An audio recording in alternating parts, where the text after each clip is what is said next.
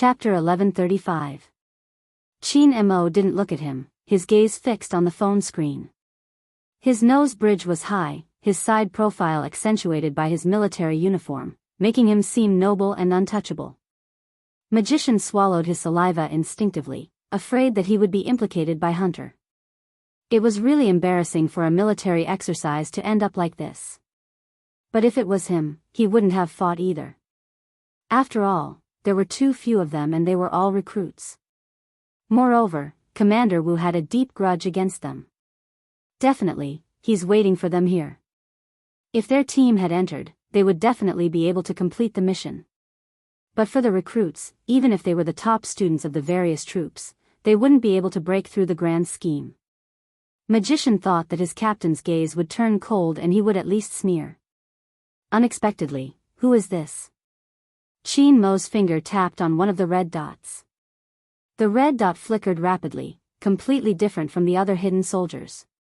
Magician glanced over. Wolf, he's in there too. It's not him. Qin Mo turned over, his voice calm. He isn't the type. Magician didn't understand. Type? What type? Unorthodox. Qin Mo picked up the walkie-talkie beside him, his gaze deepening. Where is he? Hearing the static from the walkie-talkie, Hunter's heart trembled. Captain still found out. Reporting to Captain, he's in the middle of a military exercise. Hunter was crying in his heart when he spoke. Qin Mo replied calmly, a military exercise where the entire army was wiped out? Captain, I don't know what happened to that old fox, he actually became more cunning this time. After Hunter finished speaking, he reflected on himself. There's something wrong with my deployment. I'm willing to be punished when they return. Qin Mo didn't continue the topic. Instead, he glanced up at the red dot. Number 10, this recruit, is there something you didn't report? The moment he joined the team last night, he discovered our ambush and even caught our sniper when we weren't paying attention. In just an hour, he leaped over the forest while carrying a heavy load. His observation and explosive power are very strong, but for some reason, he doesn't know how to fold the military blanket. He only knows how to roll it into a ball. I was planning to report on him after today's military exercise. So you're saying that you were defeated by a recruit? Magician couldn't help but ask when he heard that. Qin Mo glanced back at him. With just one glance, Magician immediately retracted his head. However, this did not stop him from gossiping. He immediately spread Hunter's words in the WeChat group. Hunter didn't need to guess to know the outcome. Should he say that he was careless in making friends or that Magician's conclusion was too accurate? Boss, why don't we end the military exercise earlier? I'll ask Wolf and the others to return. Hunter wanted to prevent the entire army from being wiped out. Qin Mo's finger swiped across the phone screen, replying casually, there's no need for that, give me number 10's number. Hunter's eyes lit up. Captain, you're going to command? I'm going to test the recruit's ability. Qin Mo tilted his head and pointed. Position. Yes. Magician immediately locked onto the contact. Hunter wanted to ask more questions. Qin Mo turned off the walkie-talkie. At the same time, in the blue team's camp, Bojio was already smoking with the other team. How's the smoke? Not bad, brother. Which team are you from? 3 in a row, Bojio replied calmly. When Prince heard this, he coughed twice as he smoked. Oh right, be more alert later. Bojio continued, aren't there 5 people left in the red team? The 3 soldiers chuckled. There's only 5 of them, they probably won't dare to come out. Besides, we have a sniper with us. Don't be afraid, they won't dare to come out in broad daylight. That's true. Bojio flicked the cigarette in her hand, a faint smile on her face. You're right, they won't dare to come. Prince. Do we not exist when we are standing in front of them? Honestly, brother, where did you learn to act so well? But we can't let our guard down. One of the 3 garrison soldiers opened his mouth again.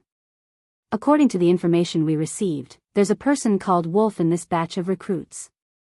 His marksmanship is especially good. He's been in the special forces before and has carried out many overseas missions, so we still have to be careful. Don't fail miserably in an easy task.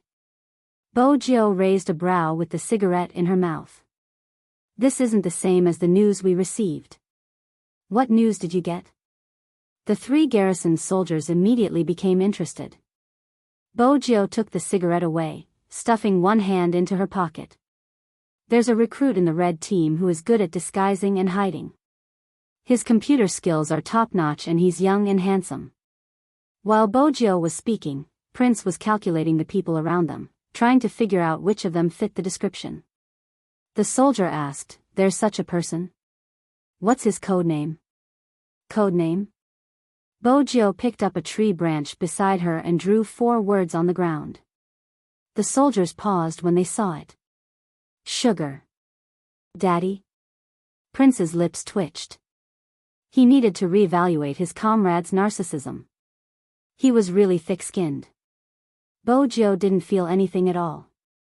Since she was here, she had to announce her code name, right? Right at this moment, a person with a military rank walked over from the right. He pointed at Bojo and the others. "What are you doing? Watch carefully." Bojo lifted her gun without a change in expression. It wasn't a mission, just a way for them to split up. After the person left, Bojo tilted her head. Bojo tilted her head and lowered her voice. Her clear voice was obviously different from usual when it was transmitted through the walkie-talkie. "Wolf, is Wolf there?" There was a rustling sound coming from the other end of the walkie-talkie. "Why are you looking for Wolf?" A clear magnetic force transmitted over. Bojo's fingers paused heavily. Her heartbeat was obviously different. Her signal wasn't good. There should be some kind of interference device. But the signal was good. Hence, through the walkie-talkie, the voice was elegant and familiar. "I'm asking you a question. Why are you looking for Wolf?" Chin Mo tilted his head. There was a layer of air between his thin lips and the walkie-talkie. The voice was so close. It seemed as though the person was right beside her. Bojo's ears twitched. She changed her voice. "Reporting, Captain, I need Wolf to clear the surrounding snipers." "I can, but do you know what that means?" Chin Mo's voice always sounded lazy and indifferent no matter when he spoke. Bojo straightened. "I do." "Oh." Chin Mo arched a brow. He was dressed in his military uniform. When he moved, his brows looked handsome. Based on Bojo's understanding of the Almighty, she had to explain her analysis. Otherwise, her words wouldn't be convincing. If Wolf's Fong carries out a cleanup mission, his position will also be exposed. Bojo changed the topic. "But I believe that with Wolf's skills, he won't be caught within half an hour. I'm confident he can destroy their command center within this time." Bojo listened to the reply from the walkie-talkie. Unexpectedly, Chin Mo lifted his lips. "Did you guys hear that?" "Yes. Yes." There wasn't just one reply. Bojo held her forehead helplessly. Did he turn on the public channel? The Almighty was still the same as before, as black-bellied as he could be. "Wolf." Chin Mo's voice came through again. A deep voice came through the walkie-talkie. "Here. Cooperate with him." Chin Mo glanced up at the red dot on the screen. "I'm interested to see how he is going to destroy the command center." "Yes, boss." Wolf, who had been hiding for a long time, came out from the bushes. His perfect disguise was almost the same color as his surroundings. Bojo was about to speak when Chin Mo's lone voice came through. There was a hint of laziness in his voice. "Your code name." Prince thought that this black fellow was going to say the words "I need a beating" again. Who would have thought that when he turned his head, the man would turn off the walkie-talkie? Although the action was fast and handsome, for some reason, it made people feel that this guy was a little guilty. Guilty? If someone hadn't passed by at this moment, Prince would have rubbed his eyes. How could that arrogant youngster be guilty? Chin Mo arched a brow when he heard the ringing sound from the other end. Magician guessed. Something must have happened. After all, no one would hang up the call of the commander-in-chief. Chin Mo wasn't bothered. He was more concerned about the people who had entered the jungle a few hours earlier than Bojo. They had never expected that the key to the military demonstration would be in the hands of that youngster who didn't know how to fold the blanket. On the other side, it was already noon. The commander of the Blue Division had finally relaxed. The moment she relaxed, she felt hungry. She asked someone to prepare 2 big steamed buns and freed her hand to call Chin Mo. When Chin Mo picked up the call, he arched a brow. Commander Wang. Youngster Mo, you haven't had lunch, right? Do you want to come over for a meal? Let's see how long your soldiers can last.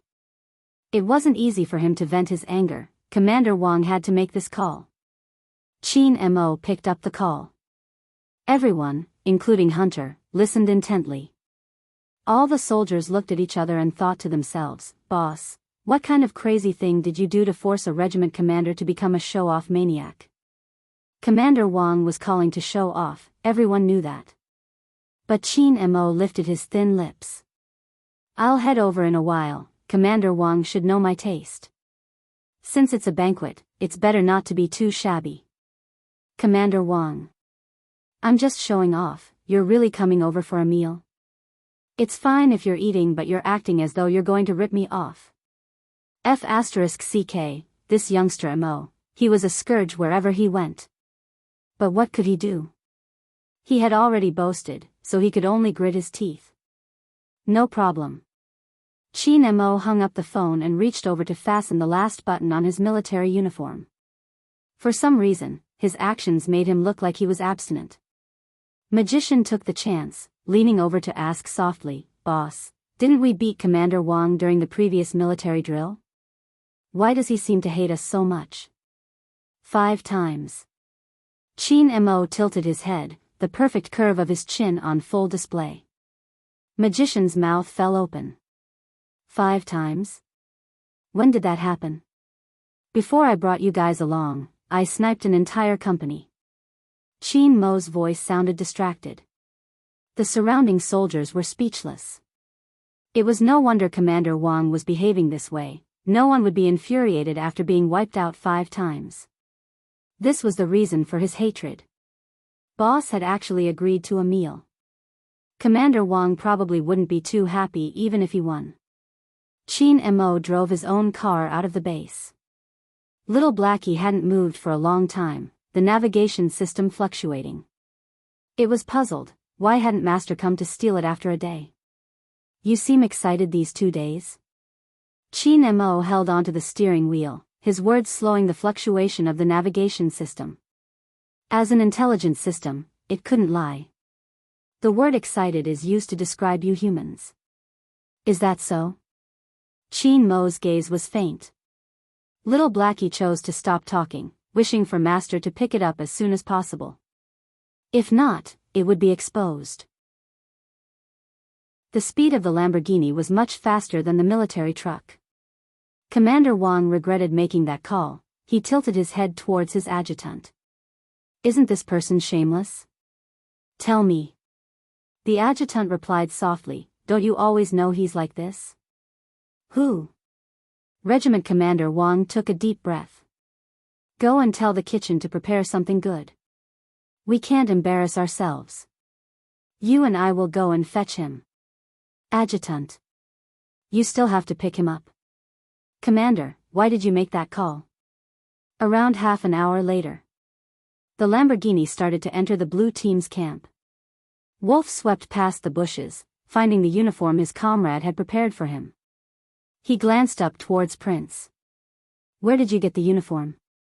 Prince used his chin to point at Bojo. "Here, this youngster took it off someone." Wolf glanced at the youngster, not asking further. "When should I fire the sniper rifle?" "In a while, Prince and I will infiltrate the engine room." Bojo adjusted her military cap, covering half of her eyes. I'll leave the periphery to you. Wolf replied, understood. Let's go. Bojo lifted her gun. In that instant, Prince found her handsome. Chapter 1136. Prince wasn't sure why they were heading to the engine room.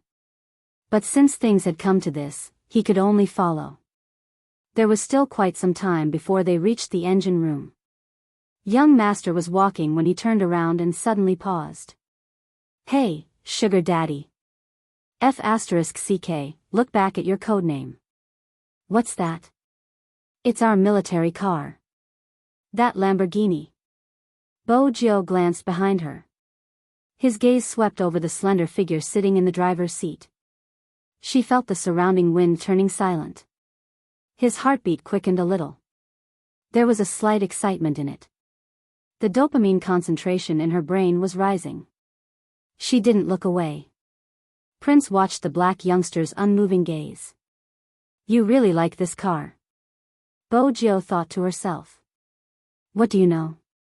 Daddy likes people who drive. F***CK, who exactly is this person? Why is the Blue Army welcoming him?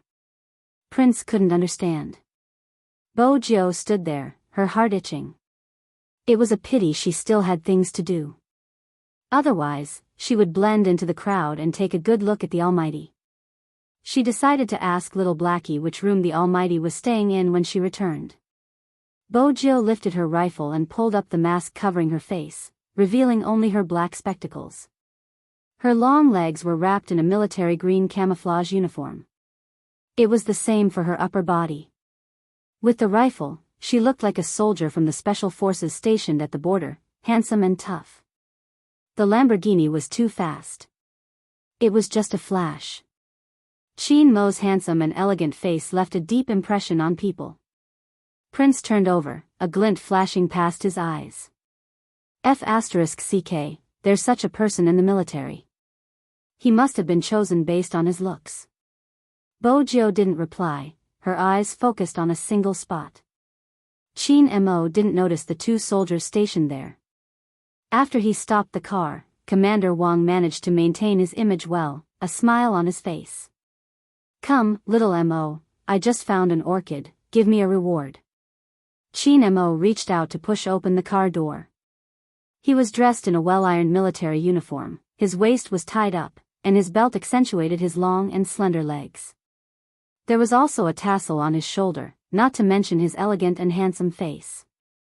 In an instant, the surrounding soldiers were a little aggrieved as they looked at their regiment commander. Of all the people they could have invited, why did they have to invite this devil? Chin Mo could feel the unwelcome gaze. But the Almighty had the ability to ignore this kind of gaze. With a smile on his face, he took off his white gloves and said, Leader Wang, have you forgotten that I'm here to eat, not to admire the flowers? Across the crowd. Bojo watched him from afar. She took a glance before turning back to take another look. In the end, she shook her head. As expected, beauty is the bane of men. Beauty? Where are they? Prince looked around but didn't see any female soldiers. Bojo didn't reply. She glanced up at the location of the red dot.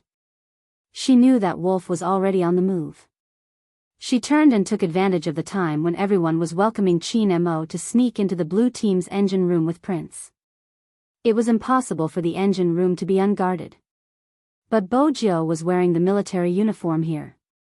As soon as he walked in, he took out a pack of cigarettes. A soldier was still typing inside. The moment he turned, Bojo shot him in the chest. There weren't any bullets in the gun and it was silenced. When it hit a person, it would only emit red smoke. The soldier who was shot widened his eyes. He was about to shout for help. Bojo placed a hand on his body, her voice calm. According to the rules of the military demonstration, you have already sacrificed yourself. If you continue to speak, you will be breaking the rules. The soldier was still sizing up the youngster's uniform. When he understood what was going on, he grabbed his hair fiercely. Bojo laughed lightly and stuffed a cigarette into his mouth. She reached out and took the walkie-talkie that he was about to take out. "I'll take care of this for you." The soldier. F***ck, where did she come from? One of the blue dots on the map suddenly disappeared. Someone would definitely ask. After all, the blue team had a blue dot to observe them. "Hello, hello, hello, number 114, what's going on?" Bojo picked up the walkie-talkie and turned her head. "Nothing, I just removed the sensor." "Be careful." "All right." After the call ended, the person on the other side was still worried. He said to the two soldiers around him, "Go to the engine room and see what happened." "Yes." After receiving the order, the two of them picked up their guns and walked toward the direction of the engine room. Bojo was already seated in front of the computer with the walkie-talkie in her hand. She placed both her hands on the keyboard, typing loudly. Prince glanced over in shock. He could only see the lines of code on the screen, watching the speed of the youth's typing. Was this guy really a technical soldier? A technical soldier who was better at jungle combat than him? Prince felt as though he had suffered a fatal blow. As she typed, she didn't forget to contact Wolf. "Begin." "All right." As Wolf's words fell, a loud bang was heard. Another blue dot disappeared from the map. "Continue." Bojo tapped the enter key and the image on the screen changed instantly. Bang! The blue team's second sniper clutched his chest blankly. He had no idea how he had died. At this moment, the clattering sound filled the entire command center of the blue team. Their commander had gone for lunch and only the adjutant was left. What's going on? Why did the blue dots on their side disappear? Reporting. The technical soldier's fingers flew across the keyboard. "Someone hacked into our network, it's a virus. We're trying to get rid of it. When will it be fixed?" "This.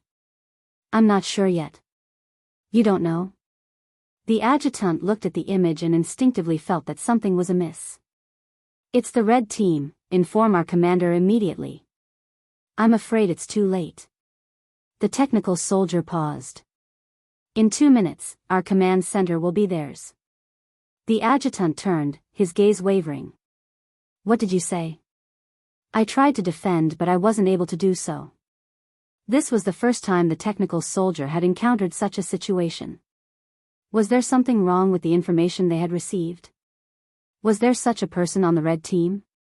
When the adjutant heard this, he was so shocked that he fell back into his chair. Then he said, "That's impossible.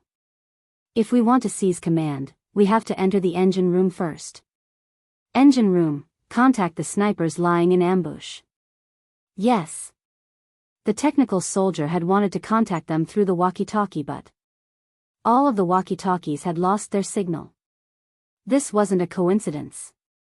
It definitely wasn't a coincidence. The virus created by Z wouldn't be able to snatch the command away.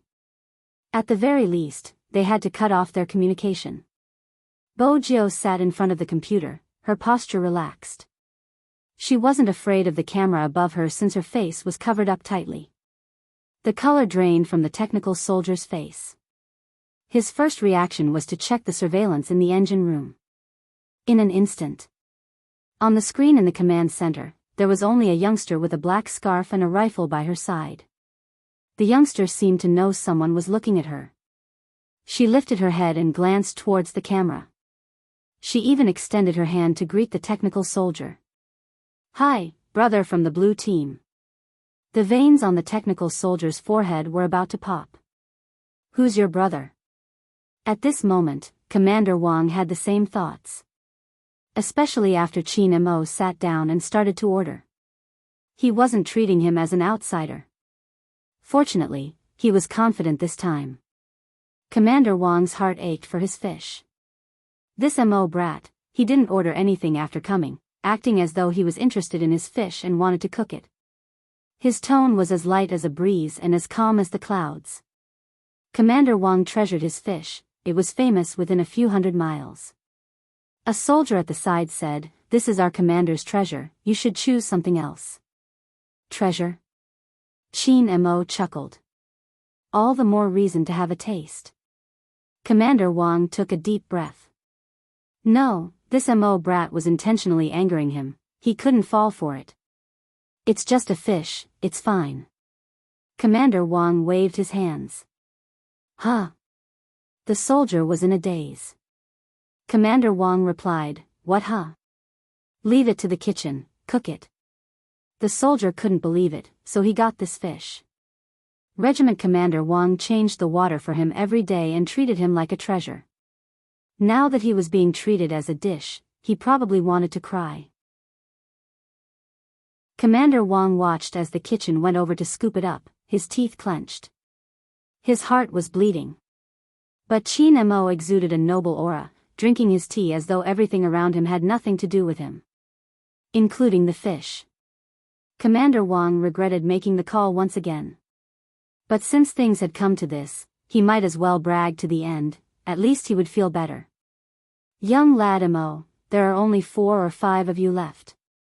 If you can't do it, just send them back. You aren't the one in command, why are you still practicing? It's just a waste of time. Commander Wang felt much better after saying that. However, it just so happened that the person who was supposed to give in didn't give in. He even took a sip of his tea elegantly. Wang Tuan, the key is to win by surprise. The number of people is not the key. Commander Wang shook his head with a smile. You don't want to admit defeat. You only have Wolf and you think you can come and go as you please? The rest of the recruits will probably be eliminated soon, it's just a matter of time. With that, he raised his hand, pointing at the red dot. Look, another one disappeared. But after that, Commander Wang paused. Regiment Commander Wang was stunned. Other than the red dot that had disappeared, there was another red dot in the center of their territory. Chapter 1137. How did this happen? Commander Wang bolted up. He was about to call for help. Just then, the adjutant strode in. Before he could say a word, the beeping alarm resounded throughout the entire military camp. What's going on? Commander Wang raged. The adjutant knew it was too late. Someone infiltrated the engine room, using some unknown method. The entire electronic command system is in his hands. Where's the technical soldier? Commander Wang couldn't be bothered about Qin Mo's presence. He wanted to know if there was a way to salvage the situation. The adjutant shook his head. There's no way. How did someone infiltrate the engine room? What are the snipers doing? Commander Wang was getting more and more furious. The adjutant was helpless. The other party didn't enter the forest immediately, he probably came after daybreak and disguised himself as one of us. Moreover, the timing of the ambush was impeccable. After infiltrating the engine room, Wolf followed immediately, wiping out most of the snipers. Are you saying that we lost to these two? Regiment Commander Wang wanted to curse out loud. The adjutant felt ashamed. To be precise, there are 3 of them. It's just that the third one seems to have nothing to do. Most importantly, it's that technical soldier. This is a mistake in our investigation. We didn't expect such a person to be hidden among the recruits. The adjutant felt ashamed. More accurately, there were 3 of them, but the third one seemed to be idling around. Most importantly, the technical soldier. This was a mistake in our investigation. We hadn't expected such a person to be hidden among the recruits. Commander Wang paced back and forth in anger. What about the 10 people in the engine room? They couldn't stop him. It seems like they've all been eliminated. When the adjutant said this, his face was a little hot. Commander Wang didn't want to ask any more. 10 of them couldn't defeat a technical soldier? Speaking of which, how would a technical soldier know about jungle warfare? After Commander Wang calmed down, he was about to ponder over the question when he turned to see a certain someone drinking tea leisurely. He seemed to have understood something. You knew that your soldiers would be like this? Commander Wang felt like he had asked a stupid question. Wait a minute. If that was the case, what about the meal? Commander Wang narrowed his eyes. You purposely agreed to this meal to lower my guard, to lure me away so that your troops can ambush us. Little Mo, when will you be able to have a fair fight with me? Mo's eyes narrowed. Mo's face darkened. Qin Mo sat there, his handsome face tilted slightly. He said slowly, Regiment Wang, I only agreed to this meal because I took a fancy to your fish. As for lowering your guard, you weren't cautious from the start. After all, the recruits we sent are our regiment's recruits. The adjutant listened at the side. His first action was to hug Regiment Commander Wang's waist. He was afraid that the captain would throw the teapot at young Master Qin. Why was young Master Qin even mentioning the fish at this time? Don't stop me. This time, I'm going to beat up this icy brat. Commander Wang's voice was extremely loud. The adjutant lowered his voice. Regiment Commander, you are no longer the company commander. Be careful of your image. The words, pay attention to the influence, still worked. Chapter 1138. Commander Wang, you can check if you're interested. Qin Mo stood up, looking handsome in his military uniform. Even though it was a shameless remark, he said it in a polite manner. It seems like Commander Wang isn't in the mood to have lunch with me. I'll pack the boiled fish and bring it back. Adjutant. It's fine if you dine and dash, but you want to take it back?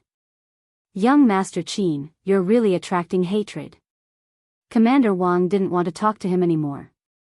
The adjutant finally got a taste of what it meant by, it's easier to invite Buddha than to send him away. It wasn't easy for young Master Qin to say that he was going to do it. So be it, he could send him away quickly so he wouldn't have to fight.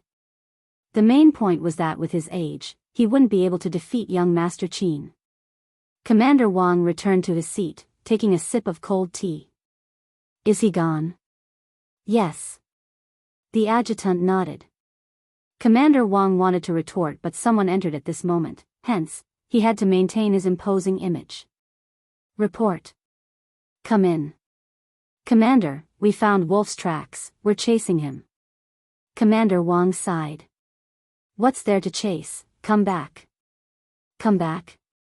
The reporter was confused. Commander Wang pointed to the black screen. The command center is in their hands, it means that the military exercise is over. Over? When did that happen? The Blue Army was still in a daze. On the other hand, the Red Army looked at the three figures that jumped out of the jungle. They were speechless. As the first batch of people who had been ambushed, they never expected that they would actually win. And it was because of that person. The recruits from the Red Army glanced over at the youngster who was tying his shoelaces. The young man's disguise was perfect. From head to toe, he was wearing the Blue Army's combat uniform. There wasn't even a single flaw in his disguise. The only distinguishable part was his face. It was indeed the person on their side who didn't even know how to fold a military blanket. They had been annihilated by a recruit. Commander Wang wasn't happy but he wanted to poach him over. That was why he had asked Mo.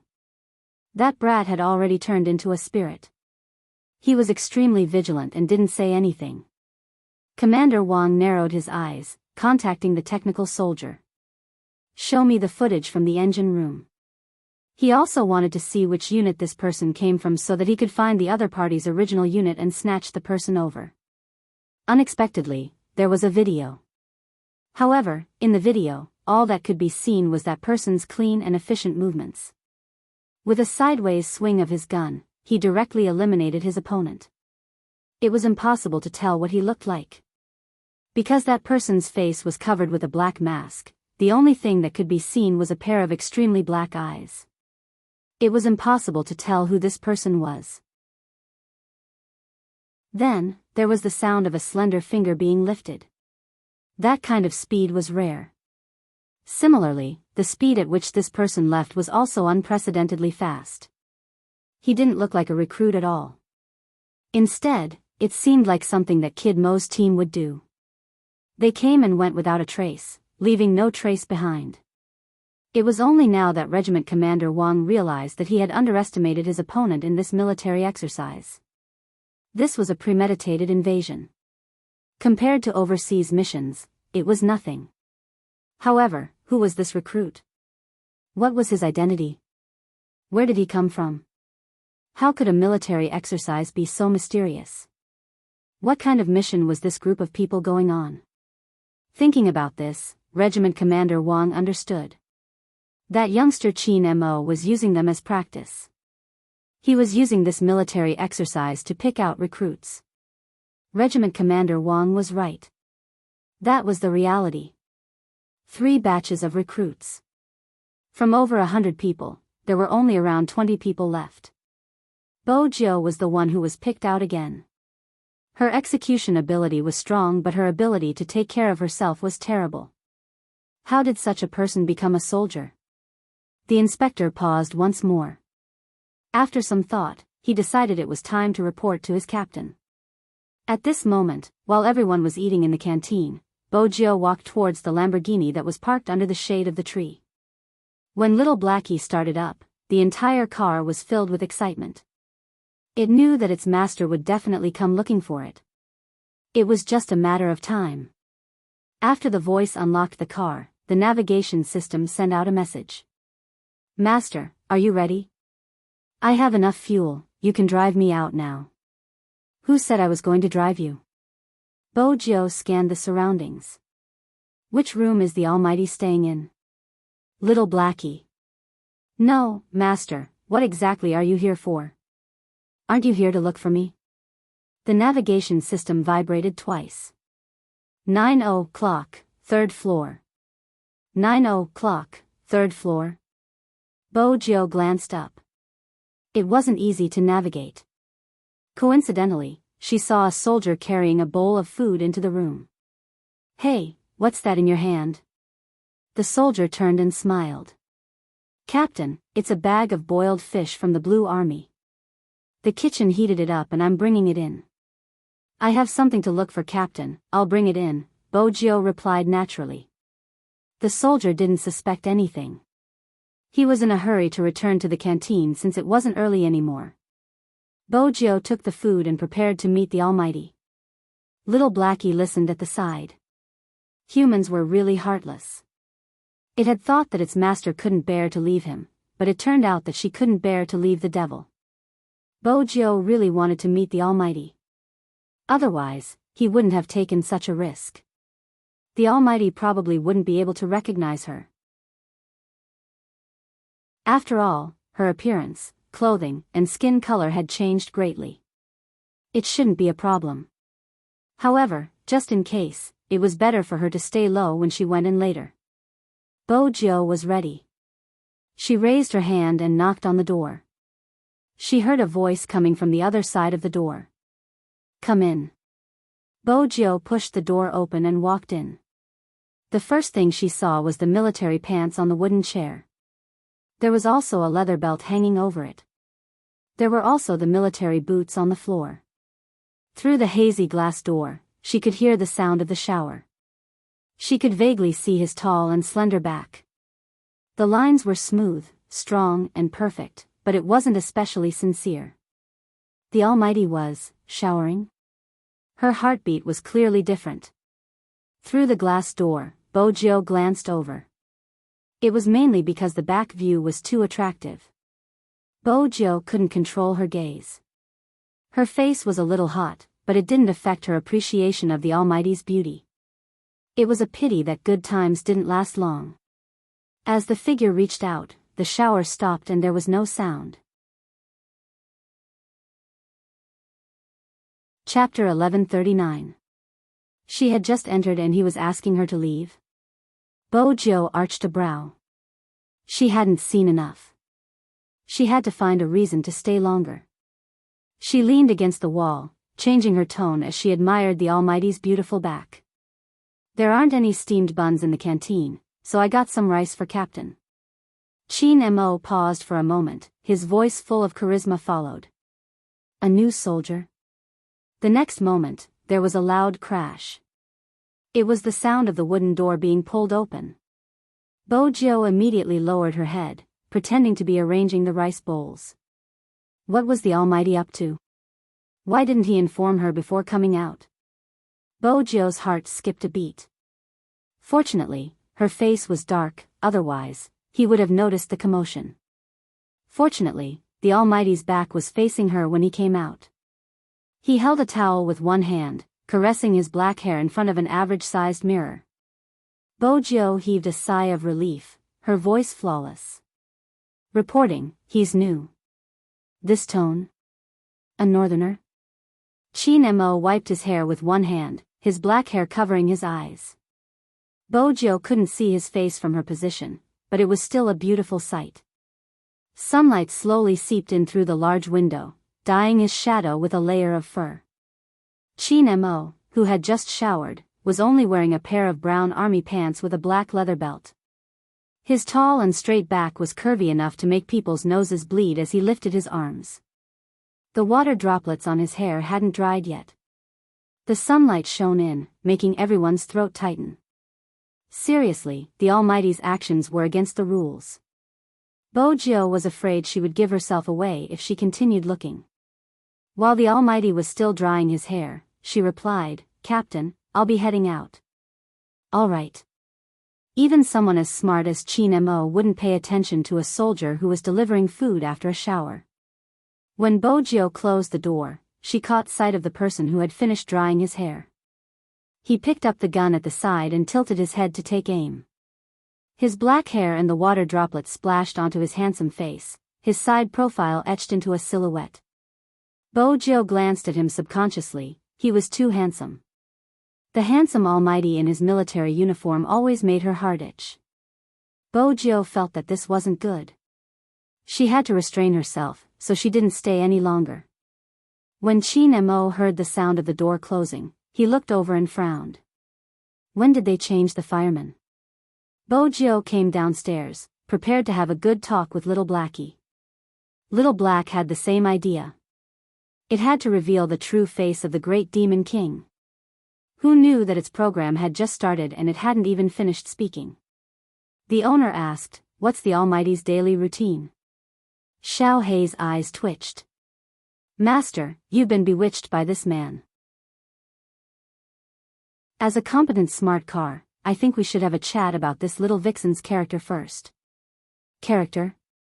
Bojo arched a brow. What would a car like you know about character? Give me the data. Little Black. Master, why are you asking about his routine? Bojo swept a glance at the recruits who were about to walk over. She tilted her head and adjusted her military cap, using it as a cover. She didn't stop her voice. Of course it's to admire the Almighty in his military uniform. When I went up just now, the Almighty was bathing and I didn't get a chance to take a good look. Now that I'm in the dark and he's out in the open, he can see everything.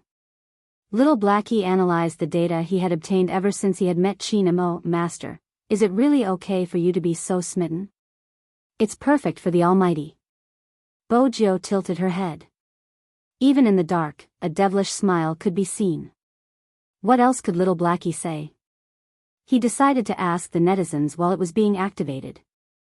His master was so bewitched by this little vixen that she didn't even care about him. What should he do? The netizens' replies were the most hurtful. He could only cry in silence. It was easy to get the data. After Bojo got what she wanted, she turned and placed her long legs on the wheel. "Remember, cover for me. It'll be troublesome if the Almighty finds out I'm here." Little Blackie wavered. "Indeed, it will be troublesome. Master, I thought your intelligence had been eaten away by beauty. Thankfully, you still have a bit of consciousness left." "I'm really touched by your words." Bojo arched a brow. "Your car is good at everything but it talks too much. I'll apply to wash it tomorrow." "I don't think you can. Ever since I came here, the great Demon King has been washing my car personally." "But master, to be honest, the great Demon King must hate you. The day you left, he seemed a little strange." Little Black didn't understand human emotions, so he could only explain it on the surface. Bojo clenched her fists before releasing them. Her tone sounded nonchalant. I won't let the Almighty find out before I destroy the organization. Little Blackie didn't reply. From a certain perspective, he trusted his master's disguise. Bojo's disguise was indeed good. But even the best disguise couldn't stop the Almighty from noticing her. This is his information. Chin Mo sat in the light. He was already dressed in his military uniform. From his forehead to his chin, he seemed to be emitting a noble light. Yes. Hunter nodded. Almost the entire operation team is here, which means that they can all see the information of recruit number 10. When did the army recruit such a genius? Magician was still in disbelief. He's young and can fight. Why didn't he write a codename? The photo is blacked out, nothing can be seen. Hunter, did you get the wrong information? Hunter was speechless. This is the information I got. A technical soldier that can fight in the wilderness, our army has unlimited potential. Magician frowned. Such a person should be in the state security. Why is he here? It would be strange if the state security didn't snatch him away. Hunter arched a brow. You're asking me? He might even be willing to join us. Magician chuckled, placing his arm on Hunter's shoulder. If that's the case, it's understandable that you got slapped in the face when you went to fetch him. Even Commander Wang was furious and anxious, asking boss many times who he was. They wanted to snatch him away. With that, Magician glanced behind him. Wolf, do you have any concrete understanding of him since he was in the same dormitory? Wolf's voice was deep. He's skilled, observant and vigilant, but his basic living skills are lacking. He doesn't seem like someone from the army. Doesn't seem like someone from the army? Why?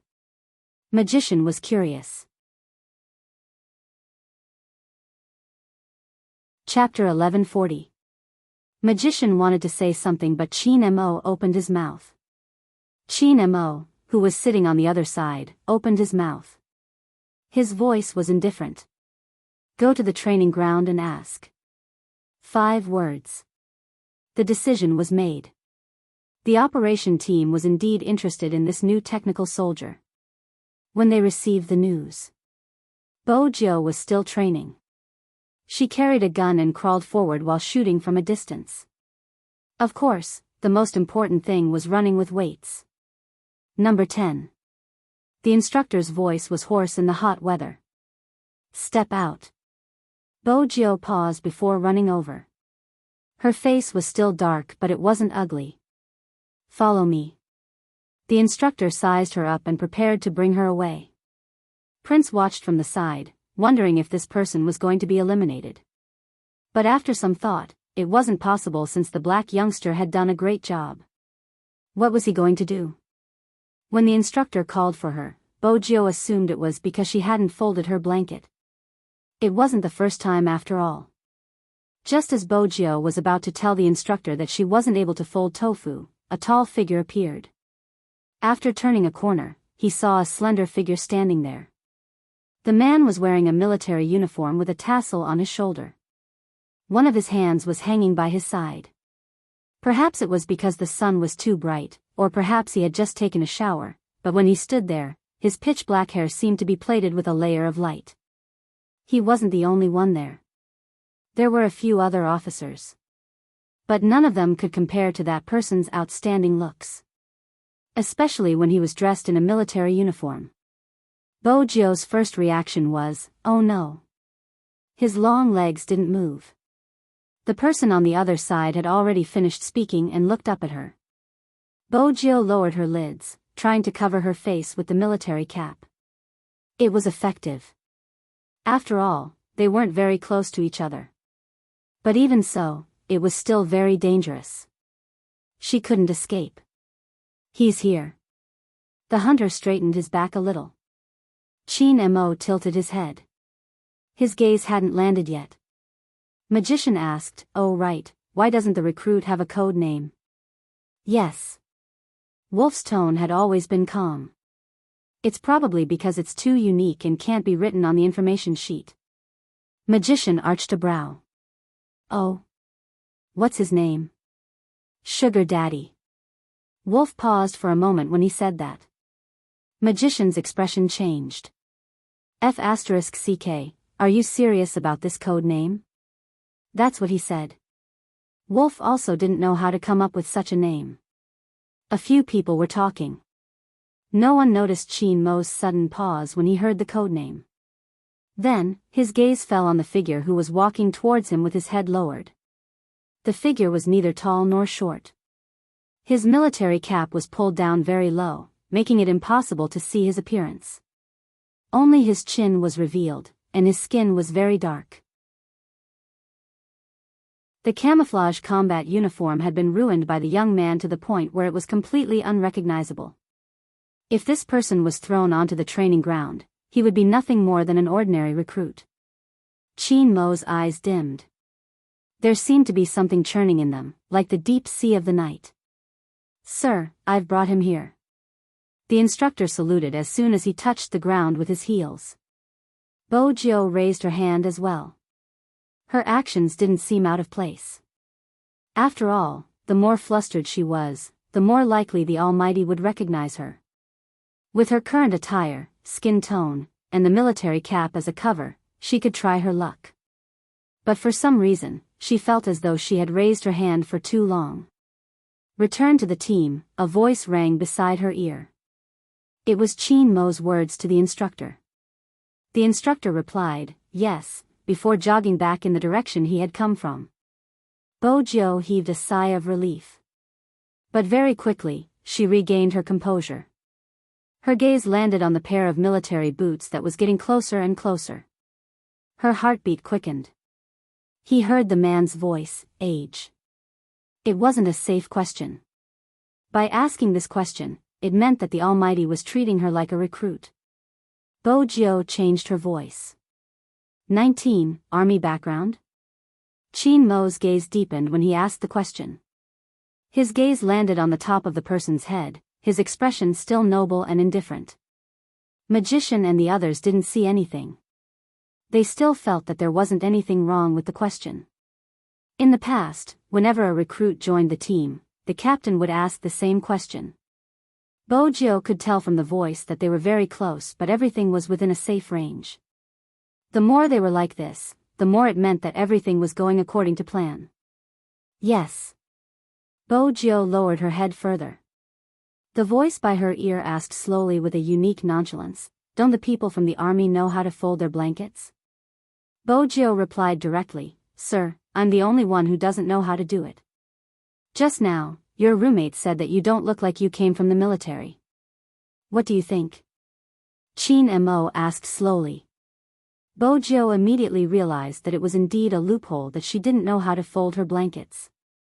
But she couldn't let the Almighty know about this loophole. Bo Jiu found an excuse. Sir, they said the same thing when I was in the army. They almost kicked me back home because of this. Fortunately, my other achievements made up for it. That's why I stayed in the army. I heard that the other units have strict requirements. Of course.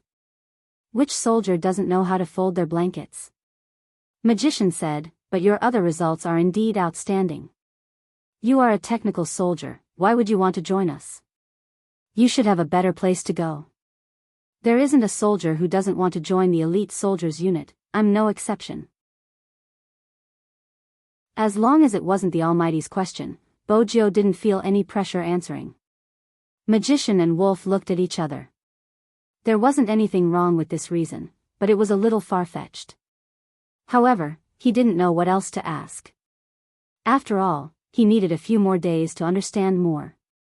Whether it was Magician or Hunter, both of them thought that this was enough for them to return to the team. Unexpectedly, you guys go back first. Qin Mo turned his head, his voice calm. The few people in the operation team were puzzled. They go back first? Why? Could it be that boss wanted to ask this recruit alone? After figuring this out, Magician and the rest replied, yes. He moved very quickly, disappearing into the horizon in 3 or 4 steps. Bojo was still thinking about what the Almighty would ask her after sending them away.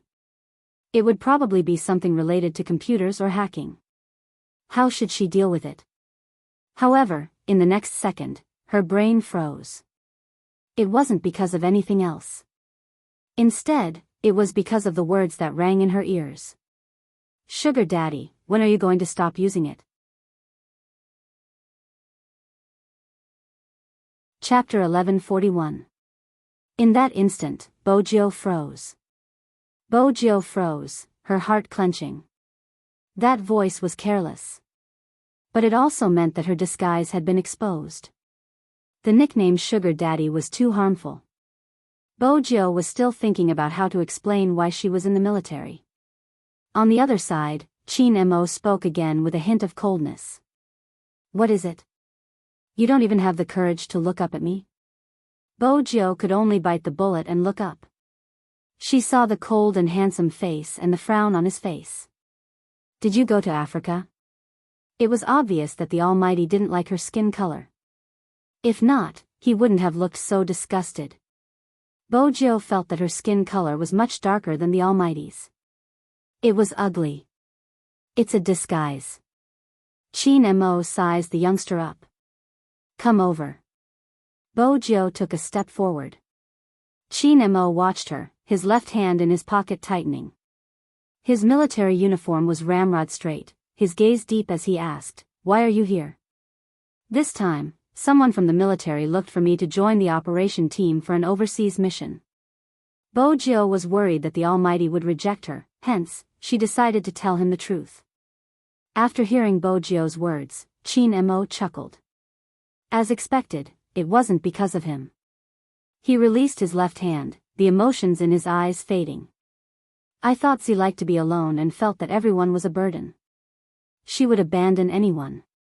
Bojo opened her mouth, wanting to say something. That person turned around indifferently. His tall and straight back was filled with a sense of distance. His long legs paused for a moment. I'll give you one day to leave this place. Bojo couldn't call him back. She couldn't understand the Almighty's reaction. Hadn't the Almighty left first that day? Was there something she didn't know? Bojo stilled. Her first reaction was to look for her Lamborghini and ask about the situation that day. When Little Blackie was opened again, it was delighted. After all, Master had always been secretive when she saw it. She had never been so open before. She was definitely going to drive it away. Master, has your identity been exposed? Run away now? I agree with your idea. It's better to escape as soon as possible.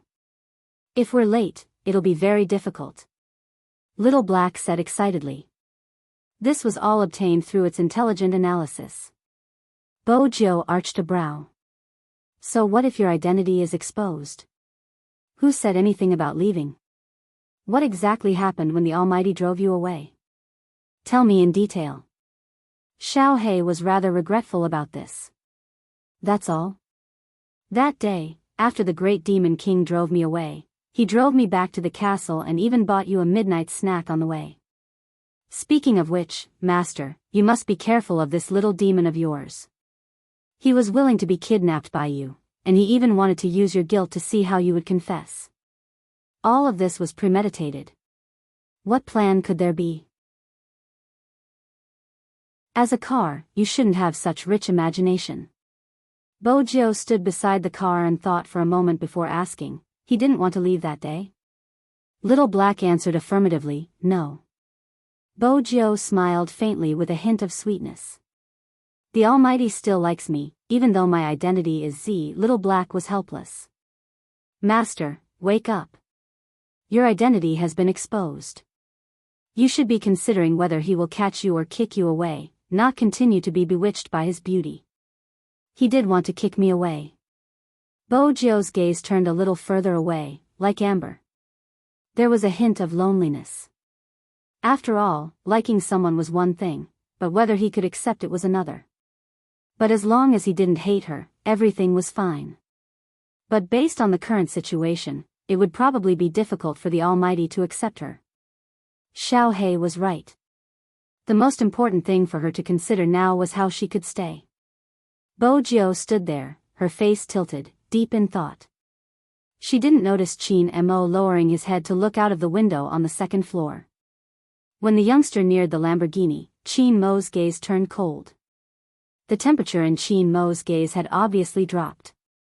Of course, he wasn't worried that a certain someone would be able to leave after entering this place.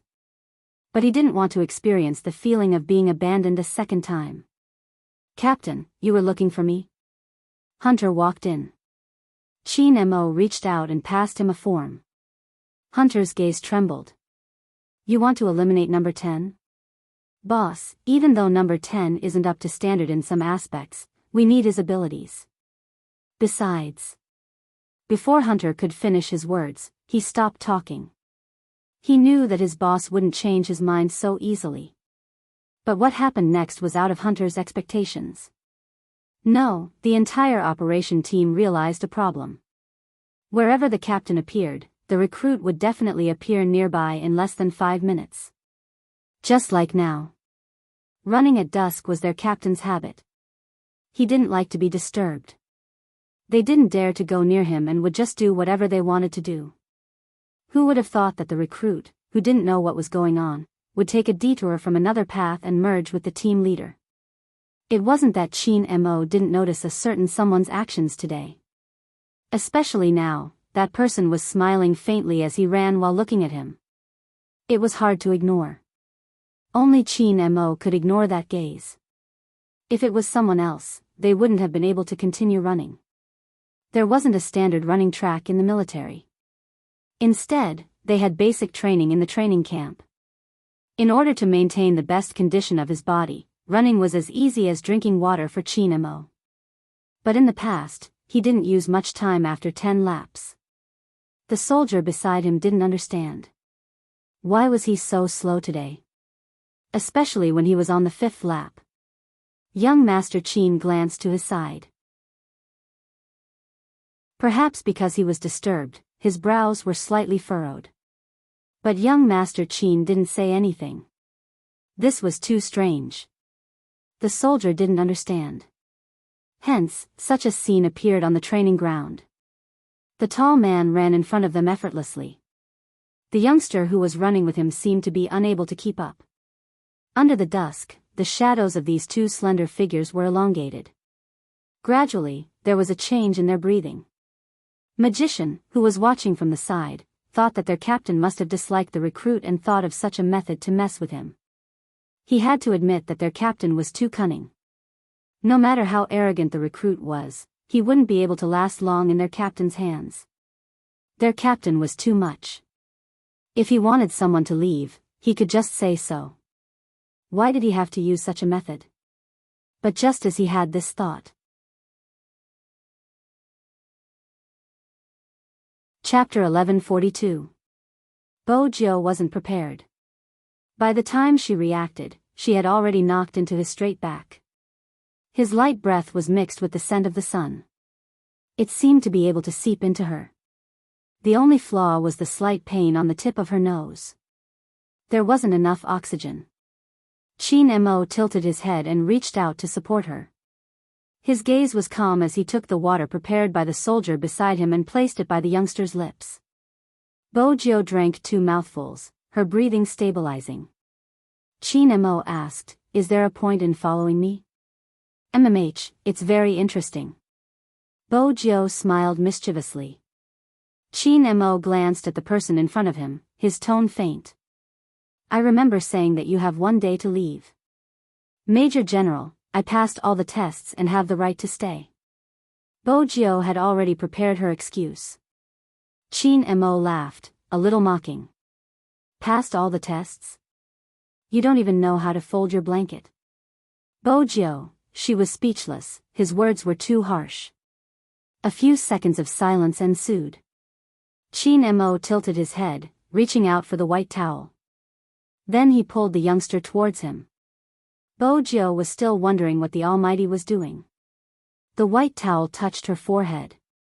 He was helping her wipe her sweat. Bo-gyo lifted her face even higher and narrowed her eyes in enjoyment. Her face was so handsome and beautiful.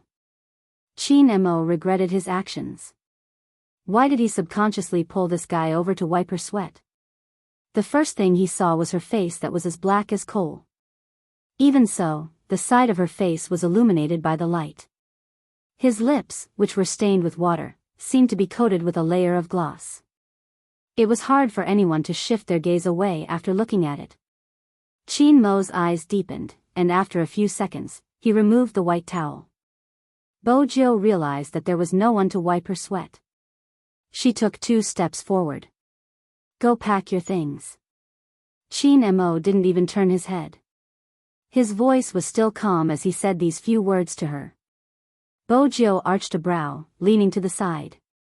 If I fold the blanket properly, I will pass the test. I won't pack my things. Chin Mo paused and looked over at her. His voice was indifferent. Up to you. At this moment, the Almighty reminded her of when she had first met him. He wasn't moved by force or persuasion and was hard to get close to. No matter what. He had to think of a way to stay here first. Bojo headed back to the dormitory. First, he spread out the quilt, then according to the steps in his memory, he began to press and shape it. It looked like a simple step. She also followed the instructions in the tutorial. In the end, it was still soft and floppy, not qualified at all. It was still a long way from becoming a piece of tofu. Bojo finally understood why some students felt that they shouldn't do anything during military training. It was a spirit. The quilt's requirements were indeed too high. Time passed little by little. The quilt on the bed was folded and unfolded. The whole dormitory was very quiet, only the sound of the second hand turning could be heard. The sun had completely set in the west. Only the halos left behind could form a slender figure. The figure was lying on the ground with a spear resting on its shoulder. The muzzle of the spear was aimed at a certain point. When the shot was fired, it went straight for the bull's eye. 5 consecutive shots, each one within the 10-ring range. His shooting posture was perfect and smooth. It was as though he had become one with the surroundings. Even his breathing followed the direction of the spear. His face was handsome and elegant. Even though he was in the bushes, it didn't affect his unique aura. It was Chin Mo. The elite recruits from the various troops finally saw the legendary hidden shooting. With a single point of the spear, no one was around. For them, shooting accurately was not difficult at all. The most stunning part was the silent shooting and the unstoppable movements. Prince watched from the side. He retracted his gaze and looked at the Lamborghini not far away. It seemed like he didn't just have a background. A regiment commander had come to pick him up. It was enough to show his capabilities. That was what Prince was thinking before Chin Mo put on his military jacket. When he saw the man in front of him put on his military jacket and walk towards them, Prince was stunned by the tassel on his shoulder. That was a major general? So young? He was a major general. That wasn't possible. Prince found it unbelievable. In the military, one's ability depended on one's age. This person was too young. Unless he had completed a secret mission outside the borders and achieved great merits. Otherwise, it wasn't possible for him to be a major general. The 50 recruits were stunned by Chin Mo's performance. You weren't fast enough and the range of your movements was too large. You'll have to practice 50 more rounds today. After Chin Mo finished his sentence, Moe Chen looked at Chin Mo. Half of the recruits were out of energy. But here, obeying orders was the only requirement. It was impossible not to know that there was one less person in the team. Especially the comrades who had been working together for the past 2 days. Prince had asked his captain twice where Bojo had gone. During the break, he couldn't help but ask again. This time, it wasn't his captain who answered him. Instead, it was the faint and deep voice that rose behind him. It sounds like you care a lot about number 10. Prince paused. He hadn't expected his boss to speak to him, the one who controlled the entire troop. After witnessing the other party's shooting, Prince had already treated him as his own fighting spirit. He didn't notice the deep look in Qin Mo's eyes when he spoke. Prince saluted. Reporting, number 10 has been away from the team for a long time. I would like to know what happened. Failed internal affairs. Qin Mo buttoned the last button on his military jacket. The aura of abstinence assaulted his senses. Prince didn't know how to finish his sentence. But it was also because Bojio's actions were too eye-catching. Especially in this military exercise, he was too outstanding. She was so outstanding that it was hard not to notice her. When the senior official heard that there was such a recruit, he was called over by the ice-cold youngster who was the most difficult to manipulate. After the meeting, he didn't even drink his tea. Instead, he asked someone to call Qin Mo. In the military, Qin Mo's etiquette was on point. The moment he saw someone, his first action was to salute. It was straightforward and clean. But even so, his aura couldn't lie. Some senior officials had also said that Qin Mo was probably the soldier who didn't look like a soldier the most. What's wrong with number 10? I heard that you talked to him alone. The senior official continued, no matter what the problem is, let me say this first. There are so many good seedlings this time. You didn't say a word and kicked half of them away. Now, there are only a few of them left. Don't kick them away casually, especially number 10. Think of a way to keep him. Qin Mo didn't give a clear answer. We'll talk about it after he passes the internal affairs test. Isn't it just because he doesn't know how to fold his blanket? I heard the report before I came. It's nothing. You aren't required to fold your blankets during a mission. The senior official tried to persuade him. Even though the ice-cold youngster was his soldier, he had never listened to him in this aspect. Most importantly, the soldiers here. In the past, they were all troublemakers. Some of them came from powerful families and were thrown into a certain military unit. They were capable but weren't easy to discipline. Some of them were special talents with arrogance and weren't easy to tame. After these people met the ice-cold youngster, they were all very obedient. During the days when Qin Mo wasn't in the military, he was the one who was the most troubled. These people knew how to create trouble. Many people weren't willing to take over this mission because of this reason. It was indeed good to gain merits, but once Qin Mo left, these rascals would be in a mess. Who could stand it?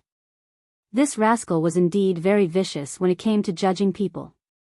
The people he picked rarely got into trouble. He just loved to let people go. Thinking up to this point, the senior official reminded Qin Mo, I don't care about the others, but number 10 must stay with me. I'll see. After Qin Mo said these two words, he stood up, straightened his military cap and saluted. The senior official was angry but he couldn't do anything about it. He had said so much, but this rascal didn't even give him a definite answer. It seemed like it was useless for him to keep number 10, after dusk. The weather started to get gloomy. The training wasn't over yet. The aroma of the food in the canteen could be smelled from afar. After Qin Mo came out from the bureau chief's office, he paused for a moment and tilted his head to look at the exhausted recruits. 50 rounds of crawling forward shooting was never a joke. After practicing like this, some people just wanted to drink a big cup of hot water. Their stomachs would definitely be hungry. After all, it was time to eat. After taking a look, Qin Mo returned to his place. He started to analyze all the new members. But after he opened the information, there was no reply for a long time. The psychologist who came to deliver food to Qin Mo also realized this problem. He was more or less shocked. After all, no matter what happened, boss never got stuck when analyzing people. After looking for a while, the psychologist was about to speak. Just then, Qin Mo's voice rang out casually. I don't have any psychological problems. I can carry out missions anytime, if that's what you're here to ask. The psychologist choked. Every time he faced his boss, everything he learned seemed to be returned to the books. He thought for a moment and decided to change the topic to lower his boss's guard. I heard there's a new recruit in our team. He wiped out an entire team alone, and he's a technical soldier. Such a person is suitable for the operation team. Boss, didn't you always say that Fatty's stamina couldn't keep up? Now that we have this recruit, since he can cross the jungle and is familiar with field operations, his stamina shouldn't be a problem. This is a good thing. After the psychologist finished speaking, he wanted to change the topic. Unexpectedly, Chin Mo had already stood up. He looked down at him with his tall and slender figure. Don't waste your time thinking of a topic. The person you're talking about is in the elimination list. Psychologist, he understood that today wasn't a suitable day to talk to his boss. There were usually 3 types of situations with his boss. The first type was when he was indifferent no matter what he said. The second type was when he closed his eyes and listened to him. The third type was like the one he was facing now. It was a professional book review that dealt a huge blow to his confidence. However, if it was the third type, it meant that his boss's emotions were fluctuating. Did something happen in the past 2 days? The psychologist frowned. He couldn't figure it out. It wasn't his fault that he couldn't figure it out. No one else could tell who recruit number 10 was. However, now that his boss had left, he could only eat the food that the psychologist had brought. Bing, who was following behind Chin Mo, thought that young Master Chin didn't want to see the doctor and wanted to eat at the cafeteria. What he didn't expect was, the moment he came out, young Master Chin asked, "Where is she?" Him? Who? The soldier thought for a while before realizing that young Master Chin was talking about that brave recruit. Reporting, number 10 has been in the dorm the entire time and hasn't come out. Chin Mo's slender fingers paused for a moment before he walked in a certain direction. The soldier looked up. It was clearly in the direction of the recruit dormitories. He wanted to go with them. But it was obvious that young Master Chin didn't want him to follow. The soldier was well behaved and stood guard downstairs. He knew that the more talented young Master Chin met, the stricter he would be. But this time, it didn't seem to be the case. The soldier was puzzled, his brows knitted together, but he couldn't think of a reason. In the dormitory, Bojio was still struggling with the quilt on the bed.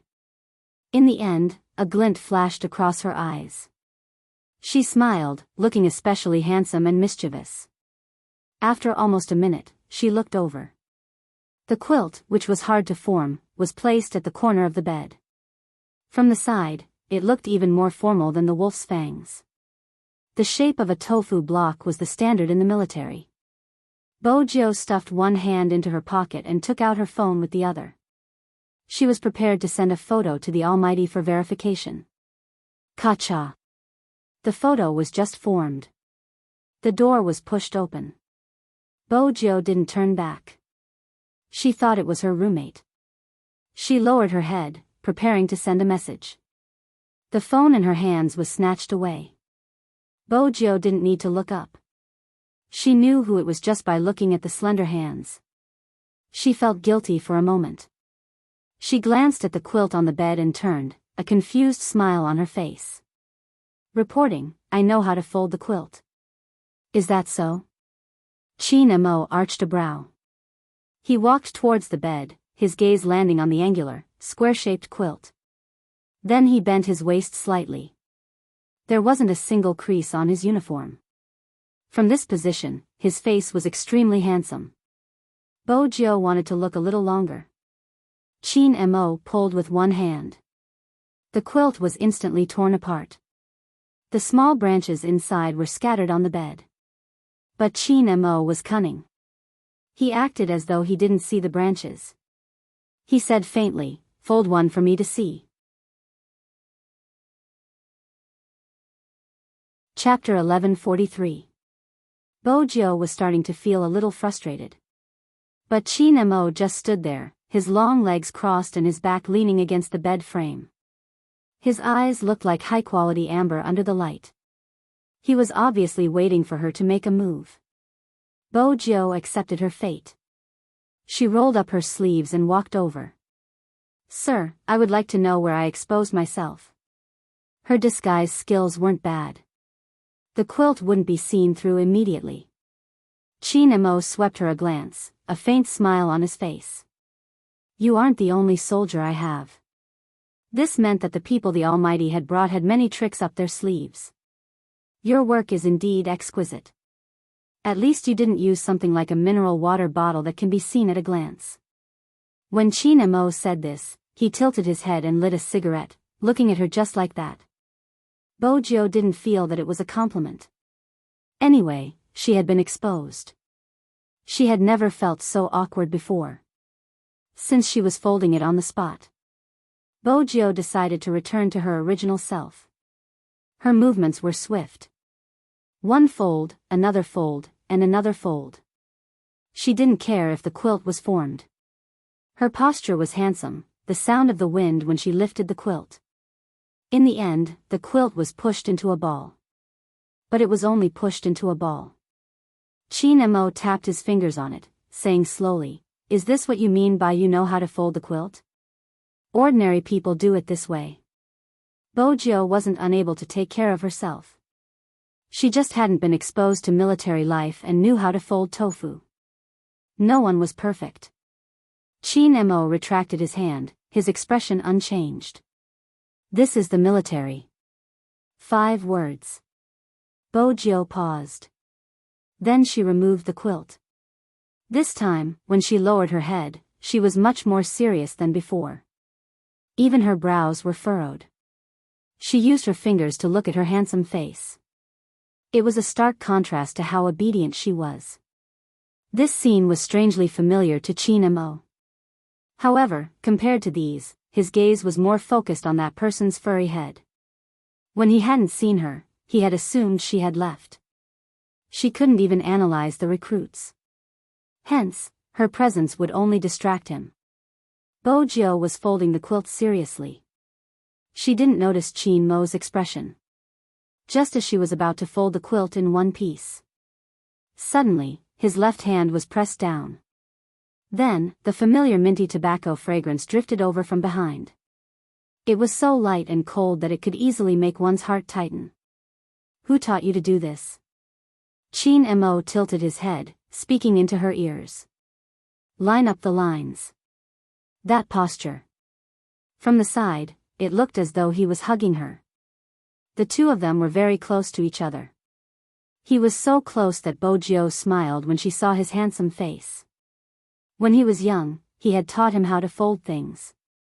But at that time, he was folding dumplings. Bojo had always felt that making dumplings was just stacking dumplings. Her whole face was a mess, but she still couldn't learn it. It seemed that she was really not very good at handicrafts. Bojo tilted her head, glancing at his side profile. Because of the light, the bridge of his nose and chin were so white that they seemed to glow. How did she learn to fold her blanket when he was so handsome? She only cared about looking at him. It was the same when she made dumplings when she was young.